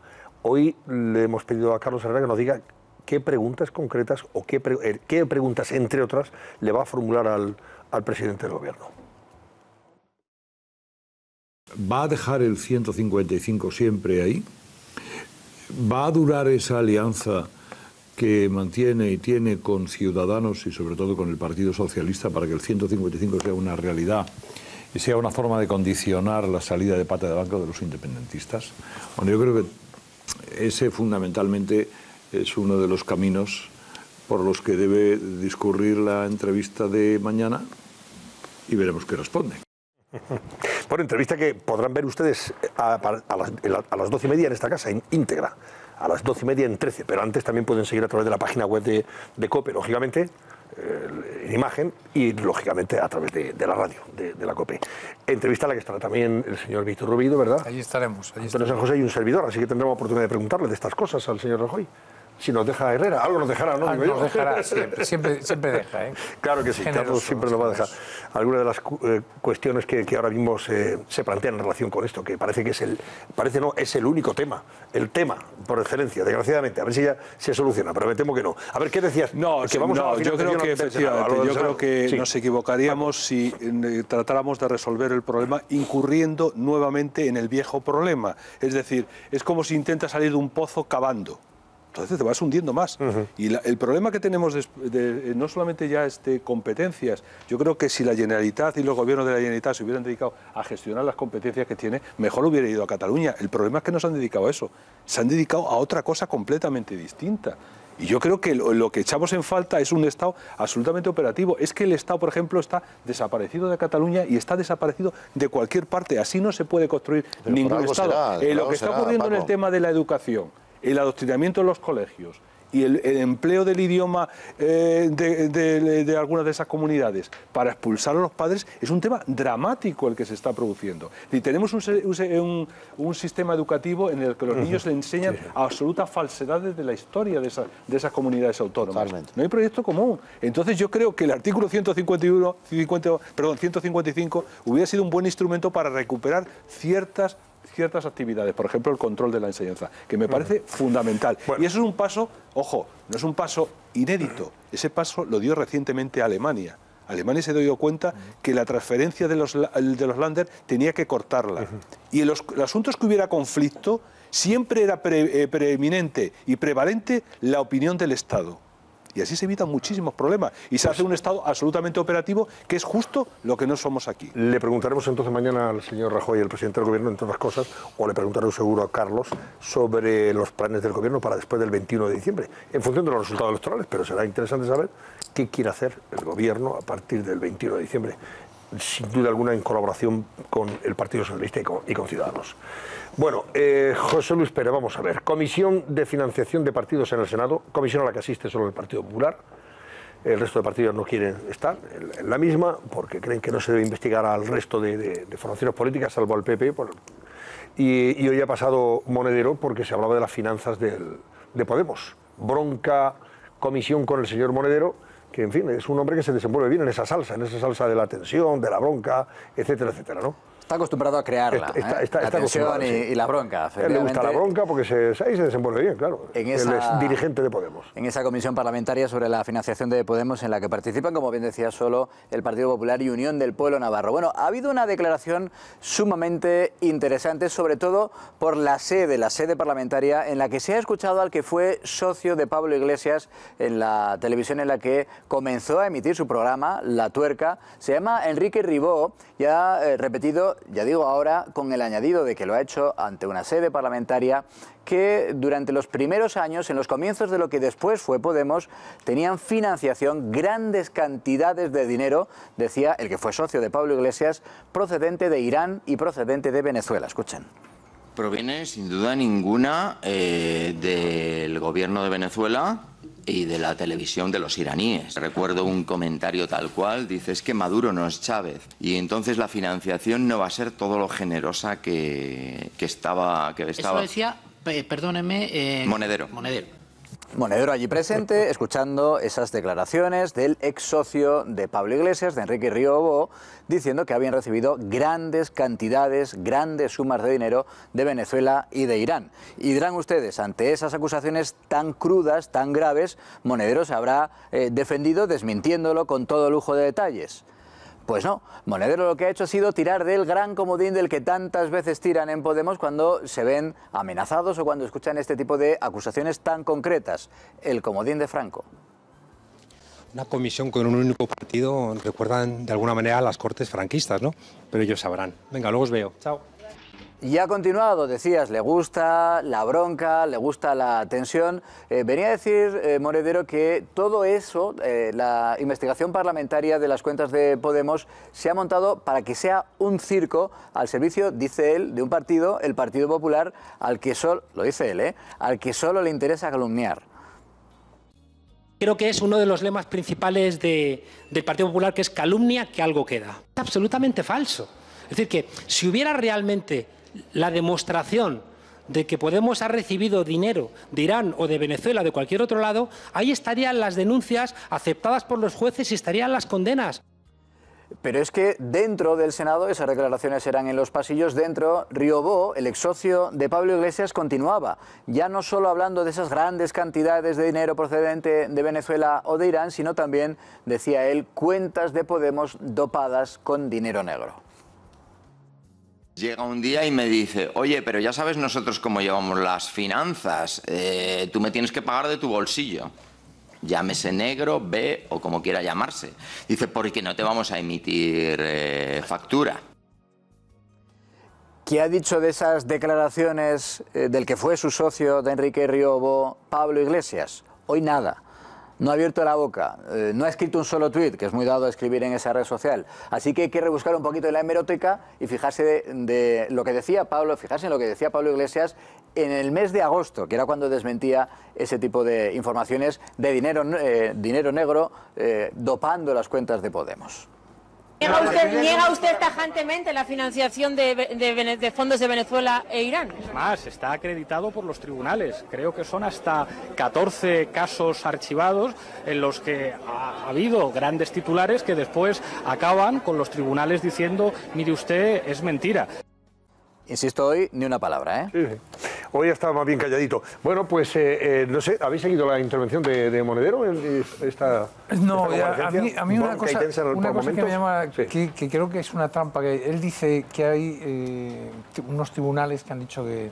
Yo lo que digo que es al revés, es decir, si de verdad ellos creen y tienen la conciencia de que no han sido financiados por el gobierno venezolano, nosotros publicamos un documento que es un documento de orden de pago de casi 5 millones de dólares a la Fundación CEPS, que curiosamente ha desaparecido. Una fundación que ha desaparecido. Ya esa fundación percibió 5 millones de dólares y estaba firmado por Hugo Chávez, y el argumento por el que se hacía la transferencia era para crear unas nuevas condiciones políticas en España. Lo decía, y partidos más en la sintonía del chavismo. Eso está cuando todavía era presidente Hugo Chávez. Bueno, si ustedes creen que eso no es cierto, vayan a los tribunales. Es decir, cambiemos el esquema. No me vuelva a decir usted, no, es que eso, no. Si usted no cree en eso, si usted cree que eso es una calumnia, llévelo usted al tribunal. No lo han llevado ni el primero. Ni la primera información sobre esa cuestión la han llevado los tribunales. Y lo que han llevado lo han perdido. De gatillo fácil. Antes hablamos con Eduardo partiendo de los de CEPS. Perdieron. CEPS había un catedrático de Derecho Constitucional que curiosamente era de procedencia de extrema derecha, algo viciano, es que no me empezaba por V, que era uno de los ideólogos que estaba en CEPS. CEPS estaba a caballo de Valencia y de Málaga, y es la fundación de la que nació todo el movimiento de Podemos. Ha desaparecido, la han cerrado, no sabemos muy bien por qué. Además, el que te refieres, yo no recuerdo el nombre, pero creo que estuvo además ejerciendo en Miraflores, el palacio de la presidencia del gobierno y de la República, con Chávez al frente, y estuvo allí de persona instalada. No recuerdo tampoco el nombre, pero era uno de los ideólogos. Sí, tengo su despacho allí. Bueno, había mucha gente. Hay a mí una premisa previa que no me gusta, es decir, no me gusta que se creen comisiones ad hoc como la que se creó en el Congreso de los Diputados contra el PP, y que ahora el PP organice esta réplica en el Senado. A mí esos juegos no me gustan, pero dicho lo cual, parece bastante evidente que lo que significa Podemos ha sido un instrumento que ha estado financiado por el gobierno venezolano. Pero basta recordar que cuando consiguen sus primeros escaños en el Parlamento Europeo, la felicitación del gobierno de Venezuela, en el sentido, hemos conseguido que el bolivarismo meterlo en el corazón de Europa. Es decir, eso es un proyecto que estaba alentado por el bolivarismo, estaba financiado, y hay que recordar que muchos de los líderes de Podemos han sido asesores del propio Hugo Chávez en el Parlamento, en la sede de la presidencia de la República Venezolana. Por tanto, no es ningún secreto. Ellos se tratan con el desparpajo que emplea Monedero, que a mí me recuerda, salvando las distancias y metiendo la moviola, me recuerda el Alfonso Guerra de hace muchísimos años, pero peor. Claro. Era una caricatura de Alfonso Guerra cuando salía con ese desparpajo y haciendo esa muestra de cinismo. Sí, es verdad que he cobrado, pero por no hacer nada, como ha dicho hoy, ese tipo de chistes, de bromas, que ahora la verdad es que suenan un poco de risa. Y luego hay una circunstancia que ha criticado mucho los medios de comunicación. Dice que los medios de comunicación españoles son los peores de Europa, etcétera, etcétera. Hay que recordar y hay que insistir en una cosa básica. Si Podemos es una realidad hoy, es porque ha encontrado los medios de comunicación española su casa cuna. Es decir, que es un partido que ha nacido en los medios de comunicación, que se ha desarrollado, que se ha propagado y que ha conseguido los resultados electorales que ha conseguido gracias a esos medios de comunicación. Ahora, precisamente, cuando las cañas se vuelven lanzas, y trata de desacreditar a esos medios, es decir, de los que se ha venido beneficiando, cuando el espejo que le han plantado delante, pues le gusta que la imagen que refleja de ellos no es la apolínea que ellos que se tienen de sí mismos. Es que Enrique Riobolo, que le ha acusado a los señores de Podemos de haber cobrado en cash, o sea, billetes de 500 euros. Les ha acusado en el Senado de que cobraban billetes de 500 euros. De todos modos, esa declaración que había hecho, hasta ahora la había hecho en medios de comunicación. Sí. Hoy las ha hecho en el Senado, que es un salto cualitativo importante. Claro, como ha dicho un senador, dice, hombre, esto aquí tiene, en ese sentido, una componente de veracidad exigible, porque estamos en la Cámara Alta. Lo que ha dicho en los medios probablemente tendrá una importancia relativa, pero aquí sí se supone que no está mintiendo, porque sería un delito, ojo, sería un delito. Tú puedes no declarar, pero lo que no puedes hacer es mentir en esa comisión. Sí, de todos modos, yo quería puntualizar, porque comparar esta comisión con la comisión que hubo en el Congreso de una causa única contra el Partido Popular, aquí, o sea, lo que pretende el Partido Popular es ver la finanza de todos los partidos políticos. No lo han hecho solo para ir contra Podemos, sino para que vayan todos. No se puede equiparar a lo que ha hecho Podemos. Y por otro lado, prácticamente todos los dirigentes de Podemos pasaron por la Fundación CEPS, prácticamente todos estuvieron en Venezuela y prácticamente todos cobraron de Hugo Chávez. Y fundamentalmente Juan Carlos Monedero, porque sí que fue una figura clave en el gobierno de Hugo Chávez. Entonces, que ahora nieguen, que jueguen... que cobró 420.000 euros... Por trabajar poco, ha dicho hoy. Más frío que un granizo, como dicen en el pueblo, ¿verdad? Sí. Y eso los cobró, pero vamos, tanto es así que, bueno, claro, ya admite que tuvo que luego que ponerse... Pero él, Luis Alegre, Carolina Descansa, todos. No yo creo, sí. Perdona. Venga, 30 segundos, Fernando, lo siento, que es que iba a irme ya con 30 segundos. Pues luego sigo. No, porque luego tenemos que ir ya con la economía. Venga, dime. A ver, yo discrepo de Paco, yo creo que es bueno que haya comisiones de investigación de todo. Aunque Churchill dijese lo que dijo, aquello de crear una comisión para que no me malinterpretes mal. Pero también de esto. Pero yo soy partidario de comisión de investigación a la americana. Bueno, pero también de esto. Lo que pasa es que es verdad que el PP contestó con esta comisión del Senado. Lo que yo lamento mucho de Podemos, concretamente, para centrarnos en el tema, es que Podemos no está siendo nada transparente con sus finanzas. Ningún partido lo es así a tope, eso también es la verdad. Sí, pero Podemos menos. Y oye, si tú quieres contrarrestar estas informaciones, lo menos que puedes hacer es crear tu propia comisión de investigación, enseñar todos los papeles, porque yo a Monedero le conocí estando de asesor allí, le conocí en Caracas, estando de asesor del gobierno bolivariano, de Hugo Chávez, en ese momento yo le conocí allí. Bueno, ya le conocía, pero lo vi allí. Sí. Yo y bastantes compañeros míos, por cierto, que iban conmigo en ese momento. Entonces, hombre, yo lo menos que le puedo pedir a Podemos, que yo creo que es un partido que está bien, que tiene que existir, pero tiene que existir cumpliendo lo que dice y predicando con el ejemplo. No está predicando con el ejemplo aquí, es lo menos que se puede decir. Bueno, vamos a ver, que tenemos al doctor Tocabens de Laboratorios Hasta Forma aquí esperando, como todos los lunes, para que nos cuente cómo podemos rejuvenecernos, cómo podemos mejorar la piel seca y envejecida por estos calores todavía que nos... Bien, luego hablaremos con Patricia Betancor y Ricardo Altable, pero antes, ¿cómo está ese barómetro? Paula Sánchez, cuéntanos. Pues hasta ahora parece ser que la opción de que el señor Carles Puigdemont concurra a las elecciones el próximo 21 de diciembre desde Bruselas no le está gustando nada a nuestros espectadores. Nos dice el 76,5% de ustedes que de eso nada, que no les parece una buena opción, frente a un 23,5% que no lo descarta, no lo ve inviable, y son todavía las 12 menos 9 minutos, así que nos quedan aproximadamente unos 39 minutos para que sigan ustedes marcando el 905-855-001 si consideran que sí, que puede concurrir, que puede ir a esas elecciones desde Bruselas, eso sí, o el 905-855-002 en caso de que no lo compartan. Y tenemos a Daniel Lacalle, hoy aquí en el plató del Cascabel, el economista Daniel Lacalle, porque, hombre, hay noticias, buenas noches. Muy buenas noches, ¿cómo estás, Antonio?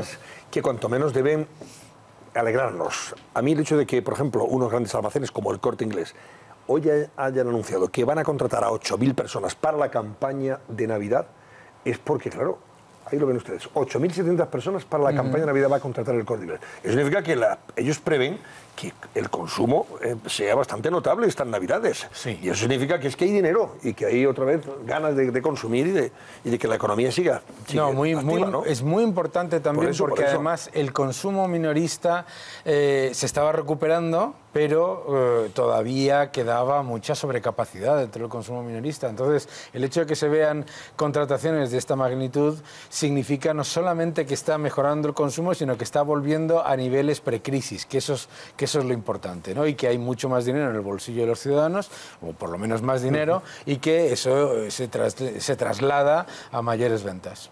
Fíjate que la empresa de trabajo temporal Randstad ya anunció hace unas semanas que prevé que se van a firmar cerca de 400.000 contratos para el periodo navideño, que comienza cada vez antes. El Black Friday, por ejemplo, que se hace este año el 24 de noviembre y acaba después de las rebajas de enero. O sea que estamos hablando de más de un mes y pico, ¿no? Efectivamente. De esos contratos. Y algunos de esos luego se quedan fijos. Luego hablaba, por ejemplo, de varios centenares. El año pasado, pues más de 300 o 400 de los que contrató en la campaña de Navidad siguieron fijos ya en los grandes almacenes. Sí, en muchos de estos comercios, sobre todo teniendo en cuenta que se van encadenando campañas de este tipo, lo que termina ocurriendo es que prácticamente, alrededor de entre un 3 y un 5% de los contratados o se vuelven a contratar para otras campañas o se hacen fijos. Bueno, pues Daniela Calle presenta mañana precisamente su libro, con un título, hombre, un título muy sugerente, ¿eh? Muchas gracias. La gran trampa. La gran trampa, efectivamente. La gran trampa. Y ahí hablas de la trampa de los bancos centrales. Sí. Los bancos centrales maquillando la realidad de la crisis financiera. Vamos a ver cómo se explica eso. Maquillando no, pero la gran trampa de lo que trata es precisamente de este entorno en el que se ha utilizado una serie de medidas como excepcionales que han terminado convirtiéndose en prácticamente perpetuas y que generan muchos incentivos perversos. El problema fundamental de lo que comento en el libro es, ya lo estamos viendo en el debate político que estáis comentando, por ejemplo, cómo los partidos políticos ahora dicen, no, hay que aumentar el déficit, hay que gastar mucho más porque los tipos de interés son bajos. Nos hemos ahorrado 25.000 millones en intereses, lo que tenemos que hacer es gastar más en vez de darse cuenta que estos son momentos muy excepcionales, que los tipos de interés acabarán subiendo, que hay que prepararse para el invierno y que por lo tanto lo que hay que tener es mucho cuidado con caer en esa trampa, en la trampa de pensar que los tipos de interés y la liquidez... Tú sostienes en el libro que esta forma de proceder por parte de los bancos centrales y de los políticos lo que hacen es abonar otra crisis. Claro. ¿Tú crees que sí vamos a tener otra crisis económica y financiera como la que hemos sufrido a la vuelta de la esquina o no? La tendremos, Daniel, por favor. La tendremos, pero vamos a ver, la cuestión no es si vamos a tener una crisis financiera, que la tendremos, porque el que diga que no tiene un problema con la estadística y con las matemáticas, porque en los últimos 50 y pico años hemos tenido más de 100 crisis financieras. Sí, pero ¿te acuerdas cómo la que hemos pasado hace... Ahí está. Pero la estamos pasando todavía o saliendo de ella, ¿no? Ahí está. La cuestión es que no se convierta en sistémica. Claro, claro. La idea de que pinche una burbuja no es mala, ¿eh? De hecho, se limpia el sistema, se generan, se hace transferencia de capitales, no hay ningún problema de en que se genere una burbuja y que entonces pinche. El problema es que cuando la perpetuamos, lo trasladamos a otros sectores de la economía, se redobla la apuesta, como ocurrió en nuestra crisis. En nuestra crisis no hubiera pasado nada si hubiera sido solamente en la burbuja inmobiliaria. El problema es que luego se redobló la apuesta con un enorme plan de estímulos, de infraestructuras, de todo, aumentamos la deuda y se convirtió en un problema sistémico. Bien, el problema, la idea y lo que comento es, primero, que seamos conscientes de ello. Al ser conscientes de ello, ya de por sí, ya le ponemos dificultades a que se genere un problema de verdad.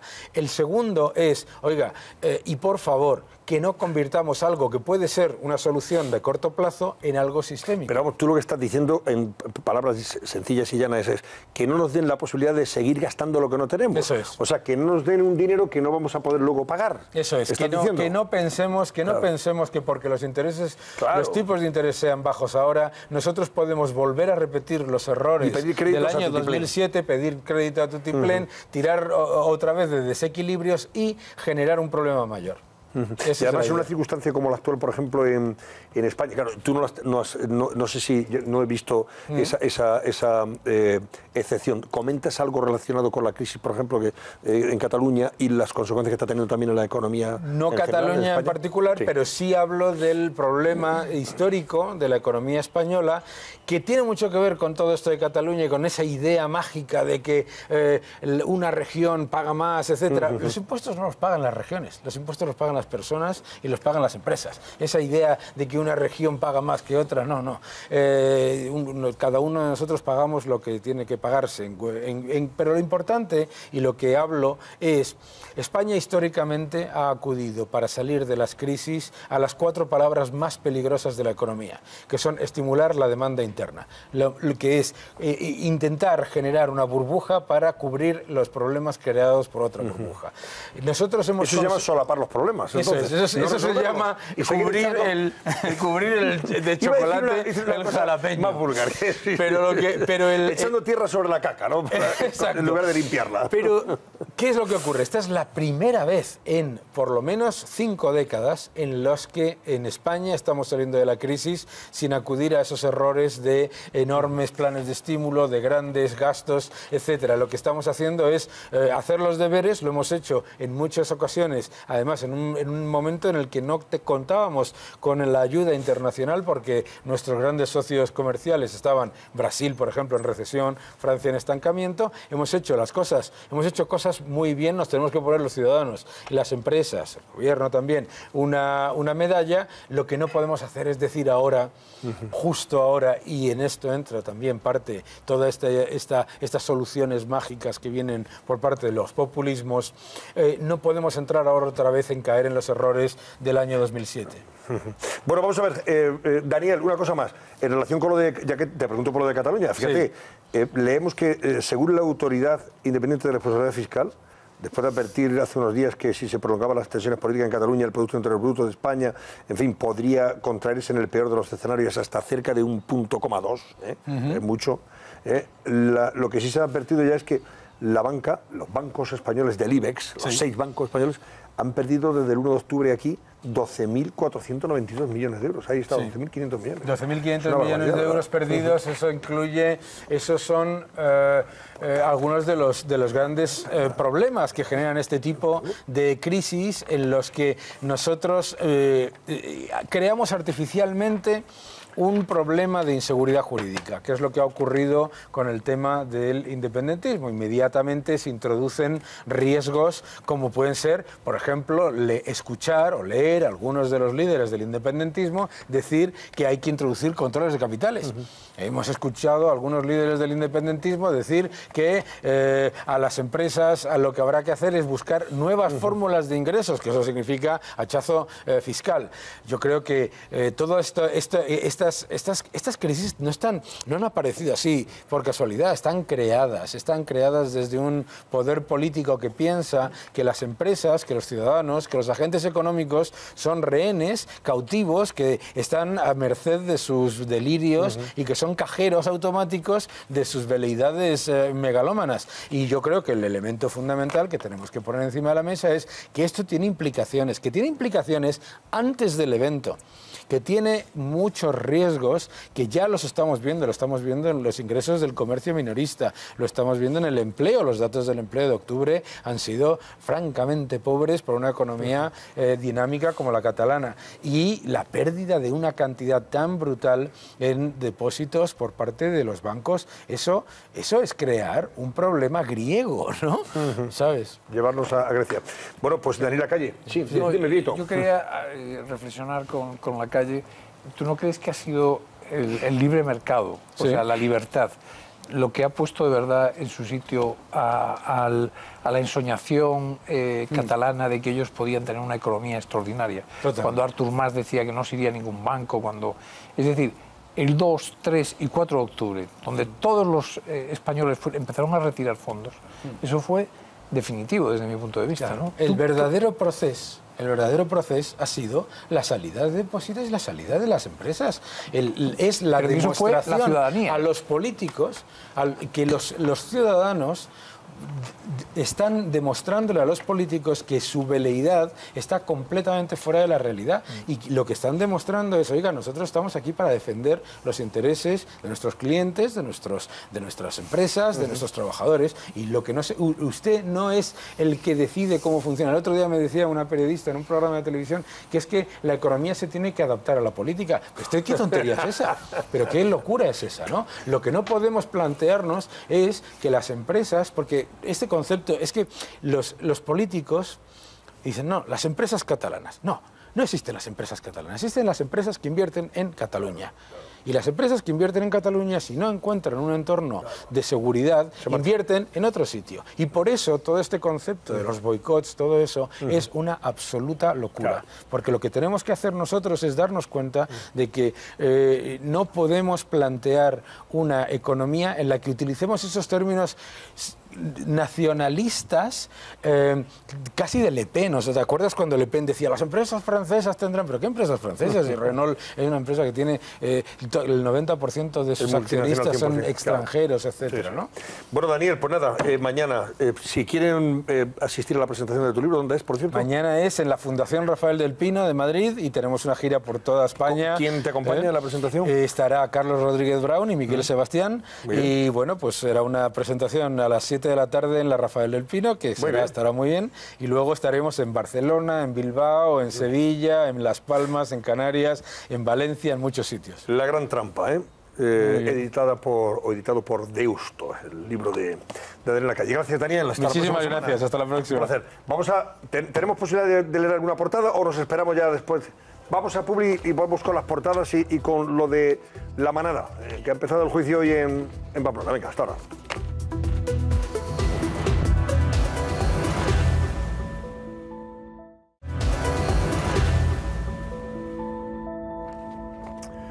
Bueno, vamos a echar un vistazo a las portadas de los periódicos hoy martes ya. ABC lleva a su portada a 4 protagonistas del separatismo, dirigentes separatistas, uno de ellos en la cárcel, por cierto, y otro huido. Puigdemont, Junqueras, Ana Gabriel de la CUP y la señora Colau. Menos juntos y mucho más revueltos, es el titular que habéis elegido. Vieito, el 21 de diciembre desata la guerra en el independentismo. El Partido Democrático de Cataluña renuncia a sus siglas para Esquerra Republicana y la CUP. Las elecciones ya no son ilegales y Colau se vende como la solución. Así están las cosas en el separatismo.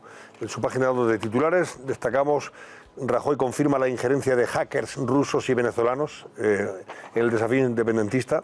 En el Senado el PP acusa a Podemos de financiación ilegal. A día de hoy, los planes de pensiones se podrán rescatar a los 10 años sin límite de cuantía, y algo que luego comentaremos: los 5 acusados de la violación en San Fermín se declaran inocentes en Manada. Voy con El Mundo, periódico de Paco Rosell.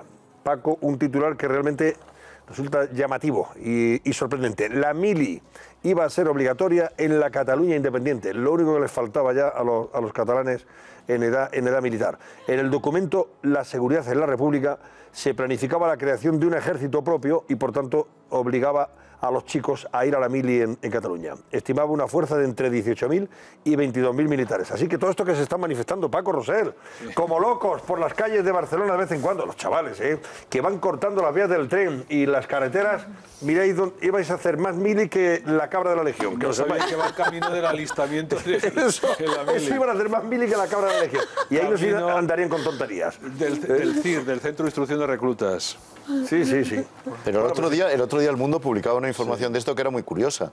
Decía que la defensa de Cataluña se la quieren entregar a una potencia extranjera, a un país extranjero. Bueno, esto ya es Pero eso cómo se compadece una cosa con otra, yo no lo sé muy bien. No, porque, bueno, aparte del servicio militar, lo que ellos decían es que no iban a dejar que Cataluña, es decir, que siempre se iba a encomendar a otra potencia. Un poco la tradición, lo que ha sido cuando Cataluña quiso ser independiente, se entregó a Francia, porque evidentemente es así.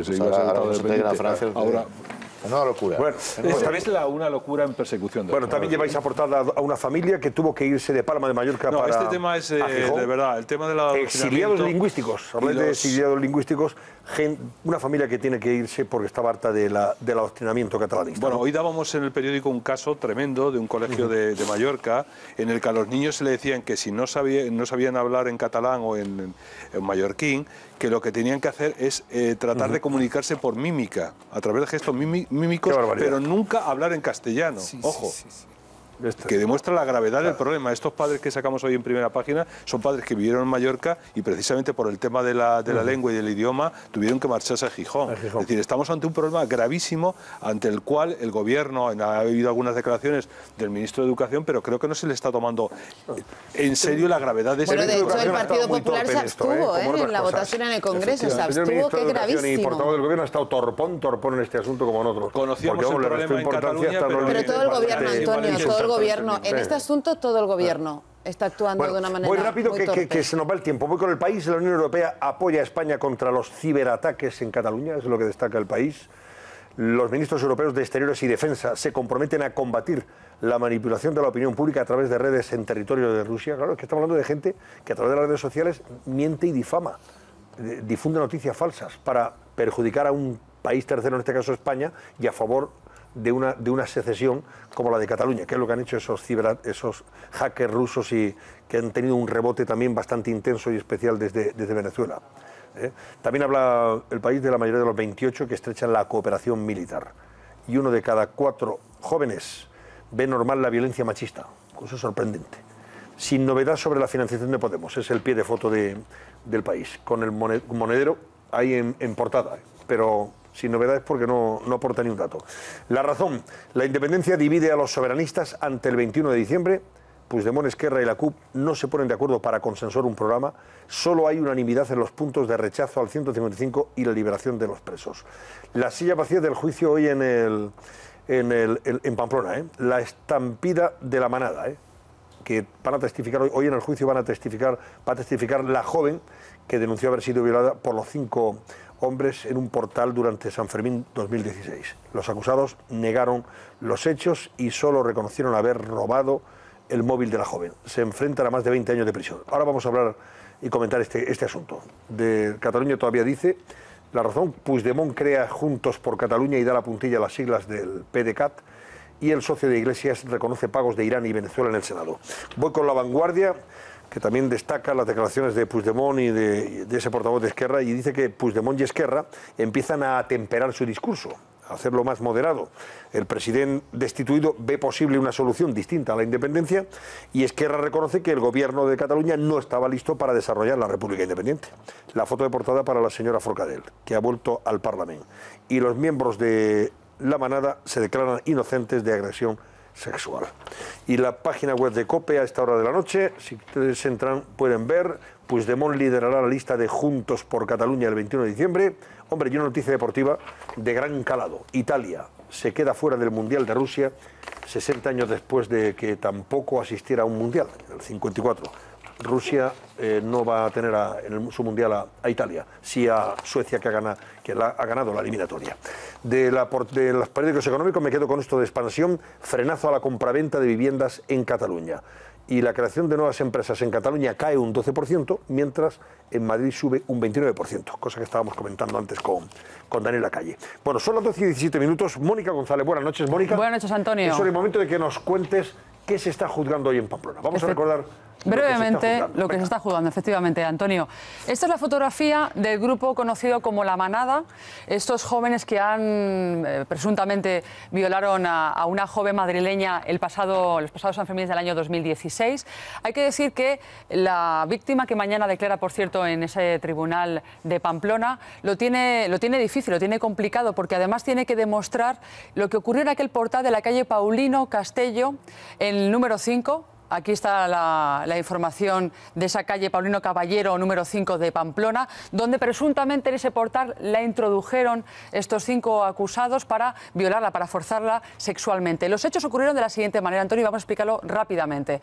El 7 de julio de ese 2016, en torno a las 3 de la madrugada, esos jóvenes, esos 5 acusados, acompañan y dicen acompañar a esta joven hacia el coche, que quería dormir en ese coche, esta joven. La engañan de alguna manera. Y en ese camino hacia hacia el coche, lo que hacen es introducirla en ese portal de la calle Paulino Caballero, como acabamos de comprobar. En ese portal se introducen a las 3:08 de la madrugada hasta las 3:27, es decir, unos 19 minutos están dentro de ese portal, donde se producen esas relaciones sexuales consentidas según los acusados y no consentidas según la víctima.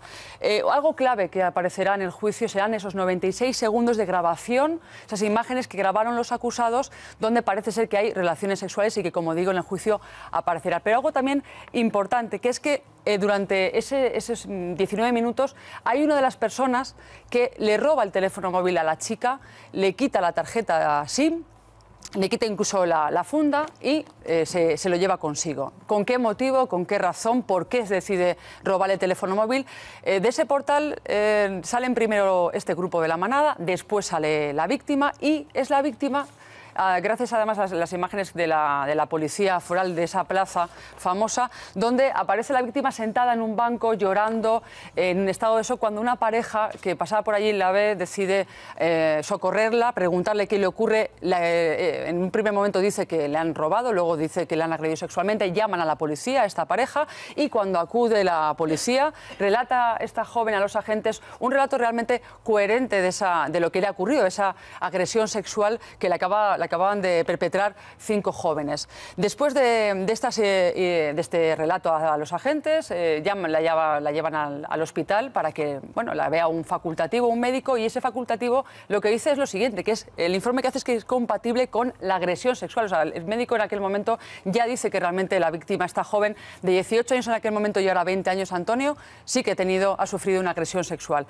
Hay que decir también que después de esta situación, por otra parte, el grupo de la manada, como vemos en las imágenes, se va a ver el encierro de San Fermín tranquilamente. Estas son algunas de las imágenes de aquella mañana.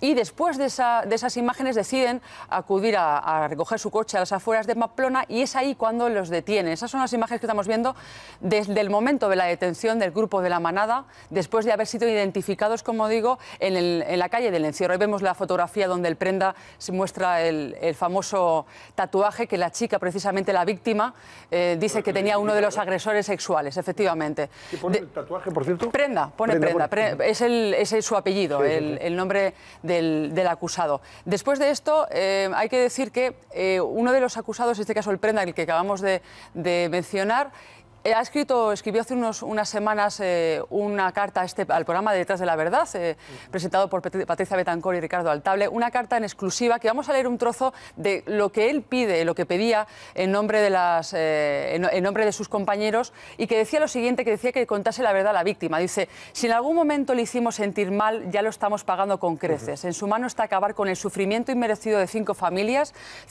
completamente destrozadas por una mentira que en su día diría para salir del paso. No sabía que de aquel grano de arena se haría esta inmensa montaña. Espero que acabe contando la verdad. Eso es lo que pedía en esta carta que nos remitió el programa Detrás de la Verdad y que también han pedido hoy en el juicio. Hay que decir que estos 5 acusados de este grave delito se enfrentan a 22 años y 10 meses de prisión por agresión sexual, robo con intimidación y delito contra la intimidad. Esos 22 años y 10 meses de prisión los pide la Fiscalía, y no solamente eso, sino también 10 años de libertad vigilada una vez que hayan cumplido la condena, y hasta 20 años de orden de alejamiento, que les tendrán prohibido de alguna manera acercarse a la víctima o comunicarse con ella. Esos son los datos que podríamos ofrecer a día de hoy. Voy a conectar con Deníbola Fernández, que está en Pamplona, precisamente, siguiendo la vista oral, y desde fuera, porque ya saben ustedes que el juicio se está celebrando a puerta cerrada, no hay prensa, no hay cámaras, lógicamente, y no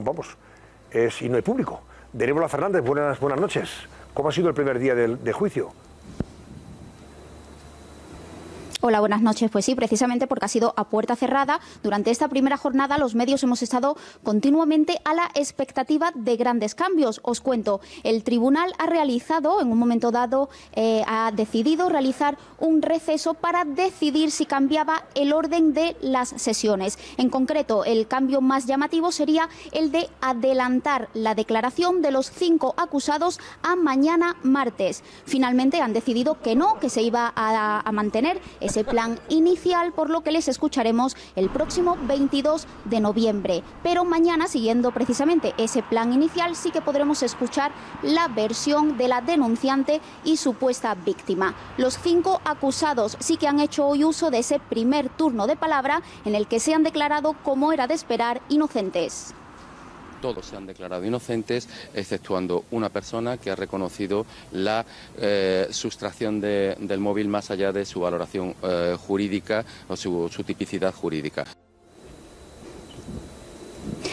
Esa ha sido la gran sorpresa, la gran novedad de hoy. Recordamos que durante todo este tiempo, desde que sucedieron los hechos, durante casi 1 año y medio, los 5 acusados han defendido en todo momento su inocencia en todos los aspectos de los que se le acusaba. Pero hoy uno de ellos ha reconocido que sí robó el móvil a la joven. Gracias, Denébola Fernández. Bueno, eso ha pasado hoy, mañana más. Mañana se escuchará el relato de la víctima.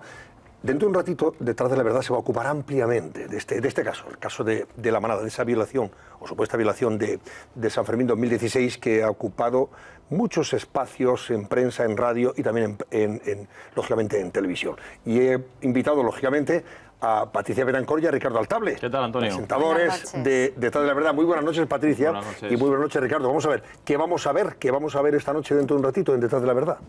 Pues todo, ¿no? Vamos a desmenuzar todo este caso. Llevamos 1 año y medio prácticamente esperando que llegue este momento, el momento del juicio.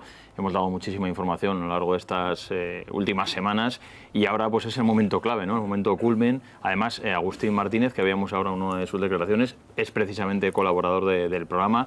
Nos ha dado siempre muchísima información en torno a cómo iba a preparar la defensa. Es uno de los abogados, ¿no? Es uno de los abogados. De tres de los chicos, de los acusados, sí. O sea, que es una persona entre que otros del tal Prenda, entre otros del tal Prenda. ¿Y qué puede desvelar hoy sobre la estrategia?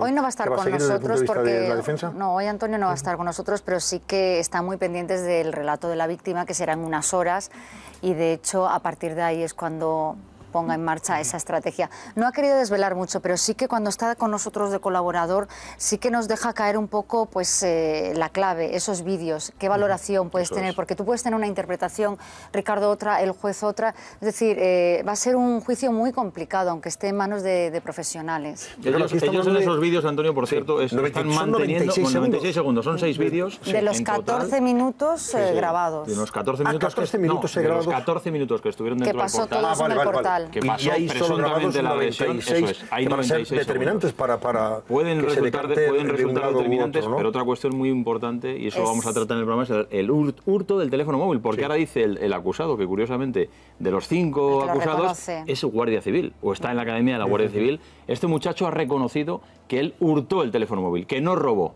porque hay que recordar que por ese robo con intimidación la Fiscalía está pidiendo 2 años de cárcel para cada uno de ellos. Ojo, que no es algo baladí, no es algo menor esos 2 años de cárcel que piden por ese robo con intimidación. Él ha reconocido que es un hurto y se han declarado, como decía Denébola, nuestra compañera, inocentes de violación múltiple, inocentes de agresión sexual. Claro, mañana la víctima, lógicamente, va a contar en línea y en coherencia con lo que ya relató en su día la propia policía pero ya foral. Sabes, Antonio, cómo son los abogados, pero ya sabes cómo son los abogados. En un momento dado, las preguntas van muy dirigidas.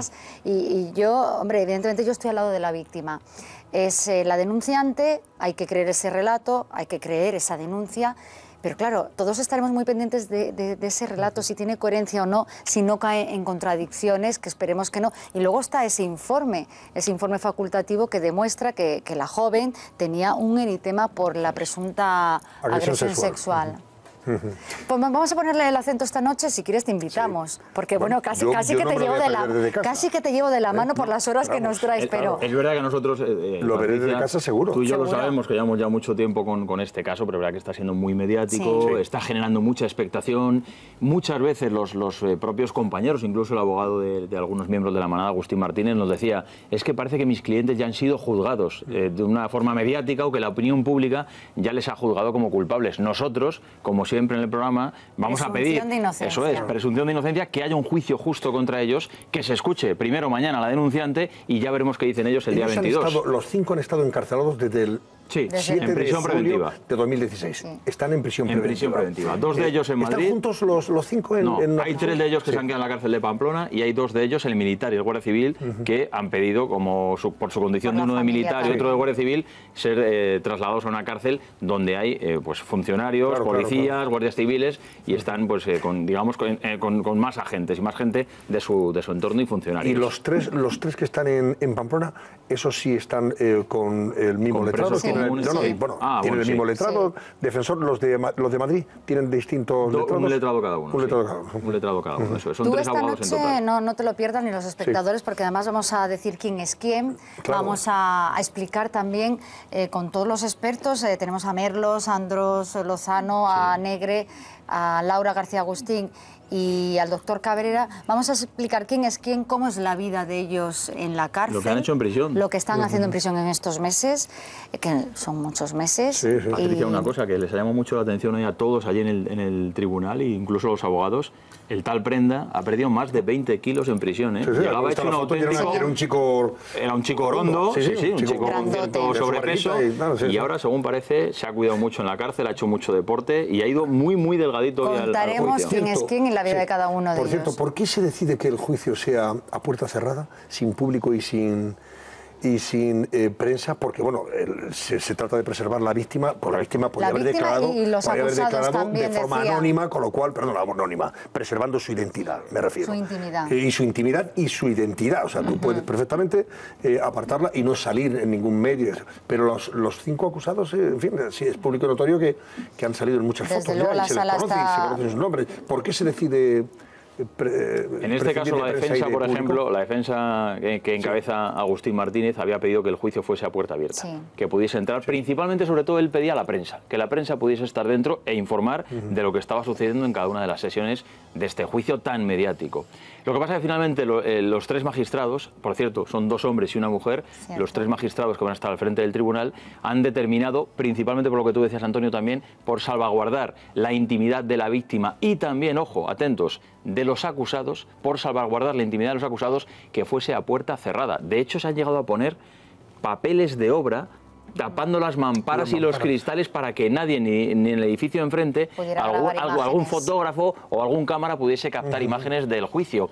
Como dices tú, Antonio, yo creo que de forma muy correcta. La cara de ellos la hemos visto todos, los nombres de ellos los sabemos prácticamente todos. Lógicamente su aspecto, se han podido dejar barba, uno adelgazado, etcétera, etcétera. A lo mejor no los reconoces, pero es verdad que bueno, en ese caso, ahora el caso de la víctima, es lógico que se quiera preservar su identidad, que no sé si se conoce, si siquiera se ha publicado, solamente la sigla me parece. No se ha publicado, nosotros la conocemos porque hemos tenido acceso al sumario, pero públicamente no se conoce nada. Solo que tiene 20 años y que era de Madrid, nada más, no se sabe. Y es lógico en el caso de la víctima no se sepa nada más. No se tiene que saber nada. El juez, de hecho, ha dictado, en su auto, dictó que no se podía revelar la información ni de la víctima, ni, como digo, tampoco de los acusados, a pesar de que les hemos visto todos y todos les ponemos nombre y apellidos. Pero bueno, Patricia y Ricardo, os dejo ya que tenéis que ir a coger un sitio que es, vamos, está por ahí Merlos, se lo veo por ahí en el fondo. Dando guerra, ha dicho aquí, no se sienta nadie a partir de... Maestro, enhorabuena por esa antena de oro, merecidísima, ¿eh? Qué buen rato echamos. Qué divertido, ¿verdad? Sí, ya he visto que lo has mostrado a los espectadores, ha habido un pequeño error, pero... Es una broma, ¿no? No es una broma, porque está muy bien. Al cabo, yo me he traído la de Bertín, y Bertín se llevaba la de José María García, uno alto y otro bajito. Sí, fíjate los dos. Y yo te decía, trae a Bertín Osborne por si él te habían hecho el cambiazo y así tienes excusa, pero no, al final se lo lleva otra persona. Un poco a Bertín también. Sí, pero Bertín ya se encarga de decir, no, que la mía es la de José María García. Además, no sé si ya así devolvérsela, ya está, me la quedo y ya está, ¿qué más da?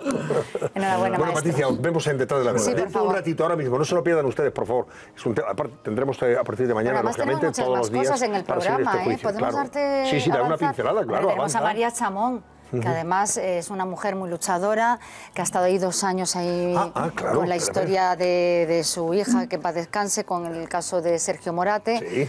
Y he saludado, por cierto, a la madre. Hoy está aquí, por eso, entre bambalinas, por eso te digo, y no me dejabas hablar de ella. A ver, es la madre de Laura. De Laura del Hoyo. Sí.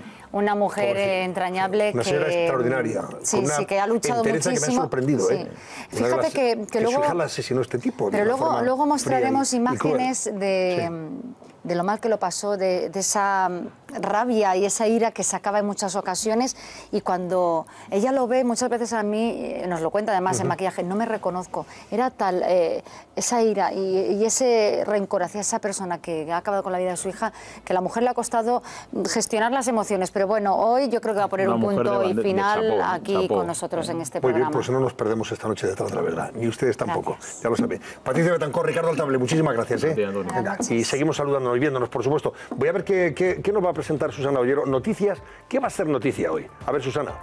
Buenas noches, Antonio. Pues sí, cuando son las 12:33, ya es 14 de noviembre, martes, y vamos con esa agenda de hoy martes. Y vamos a empezar con la entrevista que Carlos Herrera le va a realizar al presidente del Gobierno, Mariano Rajoy, a las 9 de la mañana en su programa Herrera en COPE. Será la primera entrevista que le hagan a Mariano Rajoy después de poner en práctica, de aplicar ese artículo 155 de la Constitución. Y si quieren ver esa entrevista íntegra, lo podrán hacer aquí en esta cadena en 13 a las 12:25 de la mañana. A continuación, el exconsejero madrileño Francisco Granados va a ser juzgado en la Audiencia Nacional por ese chivatazo del caso Púnica que le llevó a la cárcel. La Fiscalía, recordemos, pide para él 3 años de prisión. A continuación, en Pamplona, como acaban de escuchar, continúa el juicio a la manada, los 5 acusados de violar presuntamente a esa joven de 18 años madrileña. Mañana, bueno, en unas horas ya, declara la joven víctima y 2 testigos. Y por último, también vamos a conocer el IPC del mes de octubre. Antonio. Muy bien, gracias, Susana. ¿Y el barómetro cómo ha cerrado, Paola? Venga, Cerramos teléfonos. Cerramos barómetro ya con un 77,6% de ustedes que no está para nada de acuerdo con que el señor Puigdemont vaya a las elecciones el próximo 21 de diciembre. Un 22,4% nos ha llamado para decir que sí, nosotros darle las gracias y antes de despedirnos muy rápidamente mostrarles las imágenes más impactantes o unas de ellas de las que ha dejado el terremoto que tuvo lugar ayer a las 9 de la noche, 6 horas españolas, 6:18, en la frontera entre Irán e Irak. Es decir, las cifras son también escalofriantes, 430 muertos y unos 6.700 heridos. El terremoto, el seísmo, tenía una escala 7,3, la escala Richter, y ha dejado pues pueblos enteros sepultados, pueblos destruidos. Ahora la prioridad es pues llevar refugio, alimento y agua a todas las personas que han quedado incomunicadas, a muchas que todavía se les está buscando, Antonio. Muy bien. Pues gracias, Paola. Es la tragedia que de nuevo ha golpeado una zona del mundo, que siempre son las zonas más débiles, en ese sentido, desde el punto de vista social y económico.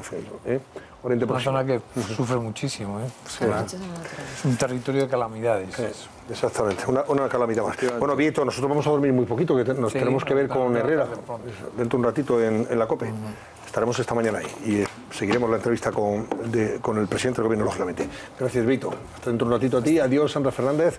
Adiós, Paco Rosell. Hasta la semana que viene. Y adiós, Fernando. Vamos a dormir poco porque tenemos que oíros. Bueno, no tenéis que ver. Nos has hecho la cruz, muy bien. Desde la cama, claro.